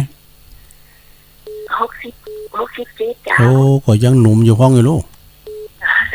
67ได้นี่มันก็เจ็บแข้งเจ็บขาเป็นธรรมดากะมันเป็นอันนั้นมันเป็นโรคประจำด้วยมันประสบพบเจอมันก็หมดตุลุงก็ยังลูกก็โอยนางก็โอยแม่ไหลมามันได้เขียนด้วยเหรอมาปรุงสังขารมนุษย์เราน่ะแม่ไหลมาเย็นๆว่ากันแม่ไหลมาเด้อจ้าถามว่าวัดโดยหน่อยมันอยู่กระซางกันอยู่ไหนเจ้าอยู่เขตตั้งมันอำเภอดอยหล่อพี่กะมันอยู่สายเขตเชียงใหม่เหรออยู่คนละฝั่งปิ้งอยู่คนละฝั่งปิ้งก็ข้ามไปกับพี่อำเภอป่าซางแล้วก็เวียงน้องหล่องมันติดต่อกันแล้วเดินนี่มันอยู่จังมันอยู่เหนือจอมต้องมันมาก่อนนี่อัน ที่อำเภอดอยหล่อนี่เป็นส่วนหนึ่งของจอมทองเนาะเป็นอำเภอจอมทองแล้วเปิ้นแตดจากอันน่ะตั้งแต่ห้วยทรายมาก่อนถึงปุ่นกะถึงฟ้าหลังว่าเป็นอำเภอดอยหล่ออ่ะ มันอยู่ที่ด้วยรอให้ค่ะ อยู่เขตดอยหล่อมันอยู่เขตเชียงใหม่พี่ป่าสร้างน้ำตีตุลุงนี่อยู่ป่าสร้างบ่กะอากาศเลยเป็นย่องอ่ะวัดนี่มันที่ถนนเหรอเจ้าก็มันก็ห่างกันถนนมาสัก2 กิโลนี่กะก็เฮาอยู่ถนนบนนึงหันดอยน้อยนี่ดอยมหัศจรรย์มีดอยลูกเดียวตั้งตีนดอยก็ติดฝั่งปิ้งไงกะจ้าใครไปผ่านมาก็มาเวก็ได้เนอะมันนึกว่ามันอยู่เขตบ้านโฮงเว้ยเนาะก็มันใจเขตดอยหล่อเนาะเจ้าไปทางบ้านโฮงนี่บ่อยแล้วว่ามันอยู่ในห้างนี่นี่เห็นไปการมาตังแสนหนังสือมาตังน้องเจดีลองถามบอกเดี๋ยวด้อยน้อยมีตังใดนะยินดีแม่เนอะโอ้สาธุนนอีสังกับแป้งป่าเป้าโบกเย่งนี่นะเจริญปอน0899556506เจริญปอนฮัลโหลติดแล้วฮัลโหลปากเลยครับดีละเอาเลยอยู่ไหนไว้สาธารณปะคูครับโอ้ไปปะคูเนี่ยปะคูเถิดนะกะขโยมมันตังเหอะตู้ธรรมดานี่กะปนานอยู่ไหนอยู่ปูคาเนอโอ้ปูคาเนื้อว่าก็มาดูปูคาเนื้อปนานอย่างไหนปูคาครับปูคาสังกับแพงมันจะที่ร้านปั่นเนี่ยมันจะร้านเนาะฮะปั่นโอ้ที่ห้องหล่อนะครับโรงหล่อโอ้ไปโดยหลวงพ่อไปซื้ออย่างหลายเตือดูแมงมามอดยังอาหารมดนี่เอาหันมดซิงกั้มเนี่ยไปหันมดนี่โหนหนักอ่ะพี่น้องไตหลายเนื้อหันนะบรรยากาศได้โยมจากห้องหล่อเนาะฟังตลอดนะครับโอ้ขอบคุณหลายๆเนื้อที่เพิ่นฟังนะแต่บลัมได้โทรแต่ฟังทุกเช้าแล้วครับดีกะเป็นกำลังใจให้อาจารย์นะครับขอบคุณหลายๆเนื้อพี่น้องเนื้อสาธุองค์หล่อแม่ปูคาบนลุงมือหลายเตือไปตัวหลวงพ่อเจริญปอนขอบคุณอาจารย์เจ้าทุลุงโยมอยู่ตั้งได้อยู่ตั้งได้รออยู่ได้รอนี่กะโยมโบคำกะเจ้าเจริญพรเนออันนี้ออกเป็นแรกกะวันแรกกะวันนี้เจ้าแรกเจ้าวันนี้มันยิบจักได้เดินลูกแล้วดีกะยิบผ่ากันจะยิบจักยิบผ่าเนาะเจ้าคนนี้จะลูกแล้วขอบคุณหลายๆเนอพี่น้องดอยหล่อเฮาเนาะสาธุเจริญปอนฮัลโหลติดแล้วตั้งได้จ้ะปะตึงยาวปะตึงหวยยาบเด้ปะตึงฟังยองหูเลิงก็ยอมเหมือนกันเนาะปะตึงหวยยาบหวยไส้นั่นเนาะเจ้าแม่จืดหยังก่อสุมาเด้อเมลัยเจ้าโอ้เมลัยด้วยนี่แหละเมลัยหวยยาบนี่บันทีเนาะเจ้าบันทีเจ้ายองลื่อโลงเขาเนี่ยมันโทรมาเลยลื่อโลงเขาเนี่ยไม่อำพรเขากันเนี่ยมันไข่กันย่าปาตึงหวยยาบอันน่ะพยายามกันว่าอันการตุลุงว่าเจริญปอนี่มันดึงเข่าเลยเต็กก่อนที่เจริญปอน่ะตะอีก็น้อยนะเต็กก่อนก็เลยมาถึงติดตัวว่าไปอันเฮาก็มันจะเกยสักตัวแม่ฟังเจ้าแล้วเนาะฟังแต่เพิ่นวิทยุตึ้งปิดเปิดไว้คืนดีกะหันนี้ฟังหันนี้ร้อยชีเนาะวัดไฟหินนู่นนี่เจ้า104.25รายการเป็นมีฉลาดตลอดดีแล้วฟังไปติ๊กพี่ตะเปิดเป็นอย่างตื่นมากกับฟังเนี่ยค่ะก็เดี๋ยวเฮาก็โสดมนต์ได้มั้ยกันเนาะปาดตึงหวยยาบก่อนขอบคุณแม่นักๆเด้อแม่ไล่เด้อสาธุแม่ไล่สายเจ้าเข้ามาใหม่เนอะ เปิ้นทอถามมึน0899555650โหวันนี้มีหลายมั้งเลยน่ะมีพี่ซิบหาตัววันนี้รู้จักอ่ะสวัสดีค่ะ ฮะ มี ฮะ ข้อความฝากถึงคุณค่ะ นั่น ข้อความทันทีกด ฮะ 1ฟังในอีก1 ชั่วโมง นั่นใจนี่ อีหล่ะเจริญปอน ไหวซะเจ้า บ้านขวางไงกะ เจ้าแม่อำไพเนี่ยเจ้า โอ้บ้านขวางแม่อำไพนี่ฟังจังได๋กะตื่นเพื่อควายอ่ะนี่ นั่นไปปิ้นหยังก่อ เจ้าตื่นเมื่อกี้นึงล่ะแล้วก็อันว่าจะฟังขึ้นรับไป มันได้นี่มันดึงรับต่อมันได้ เจ้า พี่ยังแหละเดี๋ยวมาจ้าดีกว่าไม่มา เจ้ากำลังใจนะเจ้า ขอบคุณเด้อแม่อำไพเด้อ เจ้า บ้านขวางเจริญปอนสาธุบ้านขวางแม่อำไพเจริญปอน เอาไว้สาครับตุลุง น้องเบลอ่ะ ใช่ครับโยมโควิดอ่ะ เสียงเหมือนกันโยมโควิดวัฒนกุลเนาะดอยหลังธรรม ครับ โยมฮะ เจ้าแต่ตุลุงรถสวดมนต์จะตุลุงอยู่ โอ้ดีกะโอ้คุณหนุ่มคุณกำอยู่ได้แต่นี่แต่สวดมนต์ด้วยกัน จางอยู่วัดไหนก็ครับ ฮะ ลุงอยู่ประจางอยู่วัดไหนก็ครับ อันก่อนนี่อยู่วัดห้วยออกอ่ะ อ๋อครับ ตำบลน้ำดิบอำเภอป่าซางนะครับ ผม โยมโควิดนี่อายุเท่าใด อ๋อ49จะย่างเข้า โอ้ 50แล้วครับ หนุ่มอยู่เลยเนี่ย ครับหนุ่มคนหนุ่ม นี่โอ้หาอยากเนอะคุณจะฟังอีนะครับ โอ้เปิ้นฟังทุกรายการเนี่ยโทรมาทุกรายการยินดีเนอะโยมโควิดเนอะ ผมฟังผู้รายการนะทุกรูปทุกองค์นะครับ ดีแล้วบุตรก็ฟังอาจารย์เอาหลักกันเนาะกี่เขาง่ายแล้ว ครับอาจารย์วัดนี่เป็นวัดเหมือนกัน พุทธพัฒน์เนี่ยวัดสันเมืองนะเขาฝากเน้นหลักหน่อยเนอะว่าอันบอกอย่างเจ๊จะไปย่ำเก๋แล้วไปพายจะโฮมาไอ้น่ะมันเอาจ้าแล้วมันเอาไปเอาย่ำหมันแล้วไปมันปิ้นที่คัดหูไปอ่ะเนอะ เดี๋ยวกันหน่อย มันว่าบ่อยลงไปเป็นคำแต่กำกะเป็นแต่ก็เป็นแต่เตืออาจารย์เอาหลักเปิ้นอู่ดีๆแล้วก็เดี๋ยวก็เอามันหมันนำไปครับ เอายมโควิดเจริญปอนเด้อสาธุโอ้ขอบคุณเป็นกำลังใจยมโควิดเหมือนกันฟังทุกรายการเนาะเจริญปอนครับไว้สาธุลุง โอ้ปอนเล่งบุญตันเอียกะปะกูโอดไปถึงห้องนั้นนี่อ้วนบุญตันป่าไร่เจดีย์สำนักฟังนะเพิ่นให้ฟังอยู่นะครูโอนนะฟังจ้ะอันนี้นะเอาอู้ก็ดีมันหูหมดอะเจดีย์3 ยอด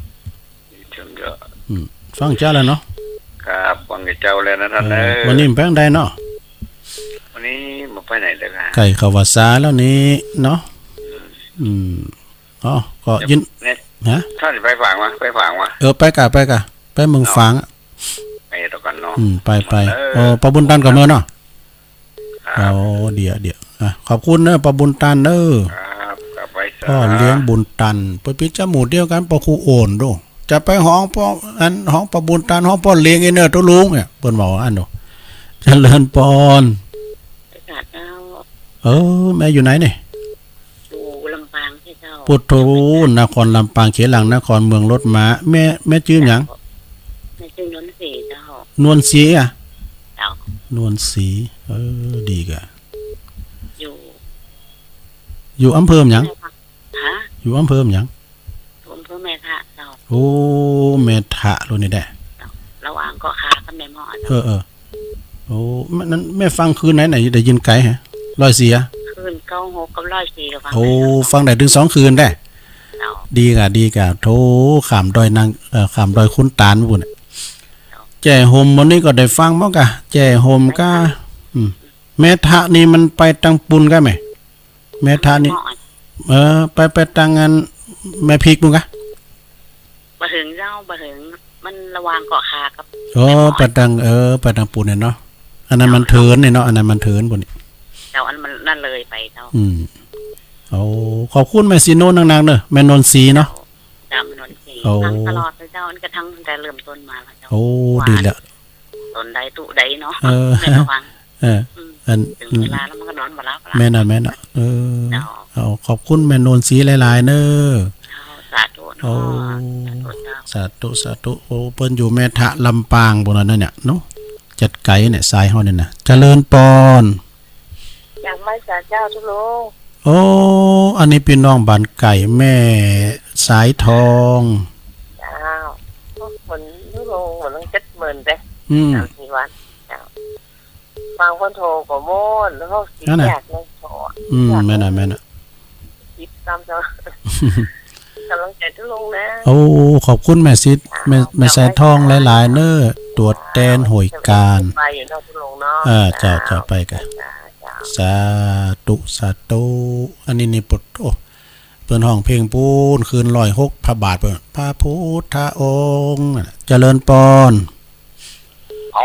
ไว้ฉาเนี่ยตั้งพระครูไม่ได้โอ้ในฉาก็ไหนหายงอกล้อยองลื่อโลมาล่ะพี่น้องบันทึกจะไปตัวหาเนี่ยตัวหามาหยังก็หยังไม่ได้มานะ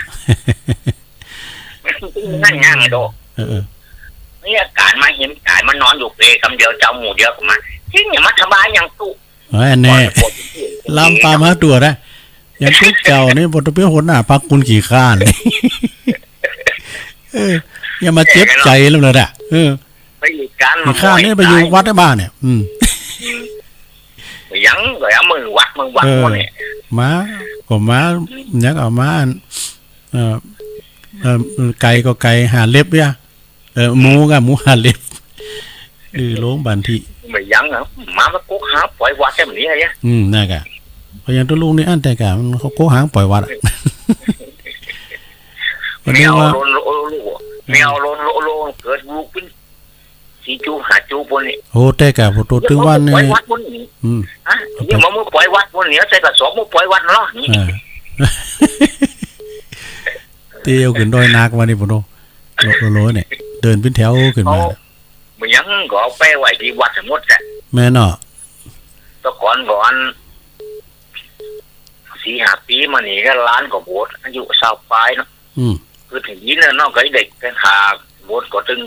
มึนไปกว่าเด็กเป็นพ่อครูเป็นมิวเนอร์เลยเนาะถ้าคือจะซิกก็ซิกกันเมื่อ20 ปลาย30นี่เนาะอนาคตสดใสอยู่ถ้า40 ปลาย50ต้องเกิดอ่ะเนี่ยเกิดอ่ะนะมันก็มาซิกมันนี่เอายังมากินเนาะมันซิกยังมันยังมาจางละเลยแม่เนาะมันก็เลยซิกห่อ20 ปลายซิกกันเลยคือตัวดีเลยเนาะน้ำหน่อยก็มันเกิดมา40-50มาดูซิกมัน50นะการซิกไปแล้วมาโบสถ์ใหม่นี่ก็มีหลายนะซิกไปโบสถ์ใหม่ก็มีหลายเลยนะนะกะมันไปสัมผัสตั้งมาตุภูมิโลกภายนอกโอ้มันสดใสมันอยู่ตั้งในก่อนนั้นมันตุกนะกันนะมันไม่อยู่วัดแน่มันตุกมันเคยมือใสตีนใสมือใสออกไปนอกไปลุกนะคุณว่าแต่บ้ายังจูนบ่ได้ไปจูนไม่หันนี่ฟังเนอะฟังเจ้ามาละฟังจะเบือนฟังเจ้าแล้วเนาะเราอันนะครับที่วันยังก็ไว้ไหววัดวันนั่นกะฟังหัวเขาใส่หัวมันใหญ่เหมือนกันนะแม่น่ะฟังร่างใจเนอะโอ้ขอบคุณเนอะปีนานเนอะไม่ได้อูเด็กจ้าก็อะไรหาอย่างนั้นหลายวันตักตายมากะหลายวันละดูเนาะขาไหวขาสาธุโอ้อันนี้พี่น้องลื่อหลงบันทิเนอพี่นั้นเป็นก็โทรมาขอบคุณหลายๆเจริญปอนติดแล้วบ่แม่จรูนติดแล้ว3 วัน3 วันมัน3 เดือน3 ปีลูกข้างมชเนาะเปิดได้โทรหากันเลยโทรก็ด้วยนะก็เนี่ยติดเลยแล้วปะทุว่าจะติดได้ท่านก็กับพยายามจะเป็นละความเปลี่ยนเต็กมาติ๊กก็แม่จรูนวันนี้จะไปตานเตียนดันใดเมื่อดันใดก้าเปิดได้ไปฮะได้แล้วก็ฝากเปิ้นไปดีละพี่ยังฟังเจ้าแล้วเนาะต้องฟังเพลงแล้วก็เสร็จแล้วฟังไหว้พระเสร็จ แล้วก็ได้สักกรรมเสียดุ้งตื่นนะ เปิดสายแล้วอ่ะก็มันได้เนี่ย เปิดสายพอดีเจ้า ก็ตุลุงตึงวาเนี่ยฟังไปรับไปเนอะเจ้าขอบคุณแม่จรูนสาธุเข้ามาแถมสายที่18แม่จรูนสายที่ที่17เนาะเอาให้เศร้าเจริญปอนเจริญปอนโยมอยู่ไหนอยู่คงเปาจงตองเจ้าพี่น้องคงเปาเจ้าฟังตั้งเตียนตุลุงเปิดเพลงแล้วเจ้าหมนค่ะคงเปาจอมตองเจ้าดีกันฟังกันนอกกับเจ้าขึ้นมาได้ถูกก็เฮาเป็นตัวแทนก่อนแล้วกันเนาะเป็นตัวแทนพี่น้องคงเปาบุญรักษาเนอะแม่เนอะฮะเจ้าฟังไปติ๊กๆเนอะแม่เปิ้นมาจากควงเป้า ควงเป้าจอมเป้าเจริญปอนตั้งได้จ้านี่กล้าไม่ออนจ้าแม่กล้าแม่ออนมาแล้วฟังถามวันเมืองเราก็รู้หรอกวันนี้เจ้าแหลกฮะก่อนแน่ตัวเพิ่นอันนี้พระอาจารย์หลักว่าเพิ่นพักสายน้องเจว่าเพิ่นพักสายนี่ตุลุงเนี่ยเอาเข้ามาใหม่เจริญปอนจะไม่ใช่เจ้าตุลุงตั้งได้เสียงเหมือนแม่หลงเห็นแล้วแม่หลงสายฝนนี่น้องผักขาวคนนึกว่าเพิ่นลืมเบอร์กันไปแล้วไกอ่ะลืมมีมันแล้วก่อนตื่นเจ้าเมื่อไดตื่นเจ้ามีในกันนอนอยู่ตื่นเจ้าแต่เฮาฟังอยู่แต่มันลูกเตอให้เนาะมันเจ้าอยู่โลสินหน้าก็เข้ามาซะฮะพวกนี้แยกกันนับเก็บลำไยกะใส่น้ำไงใส่น้ำลำไยนะเพราะว่าเดือดลำไยแปลงโอ้โตพี่นิ่มมงก่อแปลงเนี่ยปู่ช่วยแปลงเขาเลยลิ่นไปแดงออกมาพี่น้องทั้งเหล่ายาวนะบ่ปิ้นทากะทั้งผู้หน้าเหล่ายาวนะบนโมงนี่เนาะโมงส่งกระแสเสียงไปทางพี่น้องเหล่ายาวเด้อเนอแล้วก็เมตตาบารมีธรรมหลวงพ่อพระครูสังฆรักษ์สมบัติอภิรัมมณีโยครูบาแอดเขาเนาะตะปีแดงสีแดงขอบคุณแม่หลงหลายๆเนอะสาธุวันนี้ตังครูบาตังดอยแดนพระครูสุทัศน์เจริญปอนอาจารย์ก็รู้แง่แม่นี่ยังเข้าใจกันมาเข้าแล้วเนาะเข้าใจข้อนั่งแม่เลยดูเด้อแม่ปานี่อ่ะเจ้าอาจารย์เจ้าเด้อก็รู้ไม่ดีก็จะถามทุลุงว่าเราอ่อนจะเอารถเข้าบ้านมันเสาแล้วก็แม่เคยเลี้ยงหัวหมูได้แล้วก็ไปจีเตียนมันจีขี้ริมน่ะก็มันมีหลายกว่าจี้หลายนะกันมีหน่อยกว่าจี้หน่อยนะกันไหมเนาะเอาง่ายๆแต่จี้เตียนจะจี้เตียนอยู่เตียนดูบ่ะเอา3ริมนะกะเนาะ3ริมมาส่งจอตีนี่เกาลิมจอตีเอาเกาลิมเกาลิมแล้วอ่อนจะเอารถเข้าบ้านมาที่บ้านเสานี่โอ้ดีกะโตเขาซื้อรถใหม่ไปแดงนี่ดีกะจนกระทั่งลุงเลยไม่เป็นนี่ไม่รู้แม่ตั้งใจก็เขาโล่แม่เลยโอ้ยอันนี้วันพุธก็โทรมากันลูกถึงแม่ใบมุงก็โอ้ดีกันตู้ลุงเปิดนะกับฟังเพลงจนจบอ่ะแล้วก็ไหว้พระตัวจนจบอ่ะนั่งฟังนอนฟังตู้ลุงเดี๋ยวตู้ลุงอ่ะตอนนี้อย่าไปโทรมาได้นะประวัมพุธก็โทรมาเนอะได้ตู้ลุงมาได้โทรเนี่ยพุธในสายไก่เฮามันโยงออก4 วันก็มาได้โทรสักวันโทรบัดบานบัดตีเปิ้นสักวันดีกันจ่ายเปิ้นนานอาจารย์มันโยงเนี่ย6 โมงก็ไม่ได้โทรเจ้าบัตรตาลไม่เจ้าจังว่าจันมันอยู่โทรแต่เช้าใช่ไหมได้มันโทรไม่รู้มันมาข้าวรู้ต้องโทรก่อนอย่างแม่โทรที่พระครูนงเหียงไงกะโทรเข้าก่อนไปว่าโอ้ยแม่ปณีมาก่อนก็เตี้ยเลยพระครูมาโทรแบบนี้ถ้ามันเข้าไม่รู้ไปอีกการก็รู้เลยจะไม่ใช่แรกกันก็ตีกัน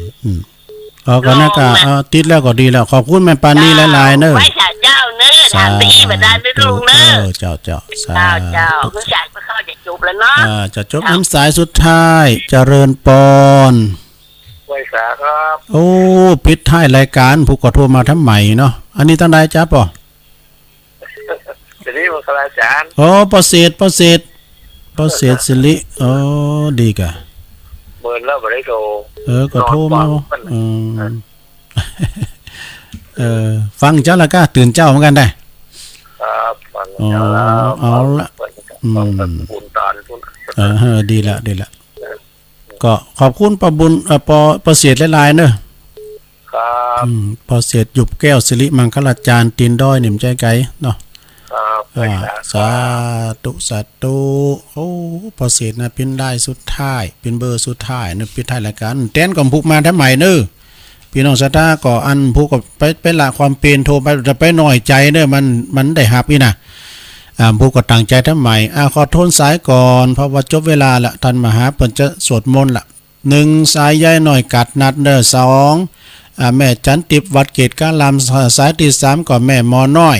โรงพยาบาลลานาสายที่4ก็แม่สุภลักษณ์วัดบ้านสันปัจเจ้าแดงบันทิสายที่5ก็ป่าเฮงก็งามเนอะป่าเฮงก็งามสายที่6ก็แม่โบคลี่หน้าวัดโคกเปียสายที่7ก็แม่ป่าเป้าเนอะโบกแยงนี่นะสันกำแพงอายุบน67ปีสายที่8โยมที่อยู่โรงหล่อเนอะสันกำแพงนะขอบคุณเนอะปู่คาเนอะปู่คาสายที่9ก็โยมบัวคำจากด้อยหล่อนี่เองเนาะฟังถึงวันสายที่10ก็ป่าตึงห้วยยาบแม่ไลเนอะบันทิสายที่11ก็บ้านขวางแม่อัมภัยตื่นควายไปหน่อยวันนี้นะสายที่12ก็โยมโควิดรอยหลังถ้ำอายุ49ปียังหนุ่มอยู่สายที่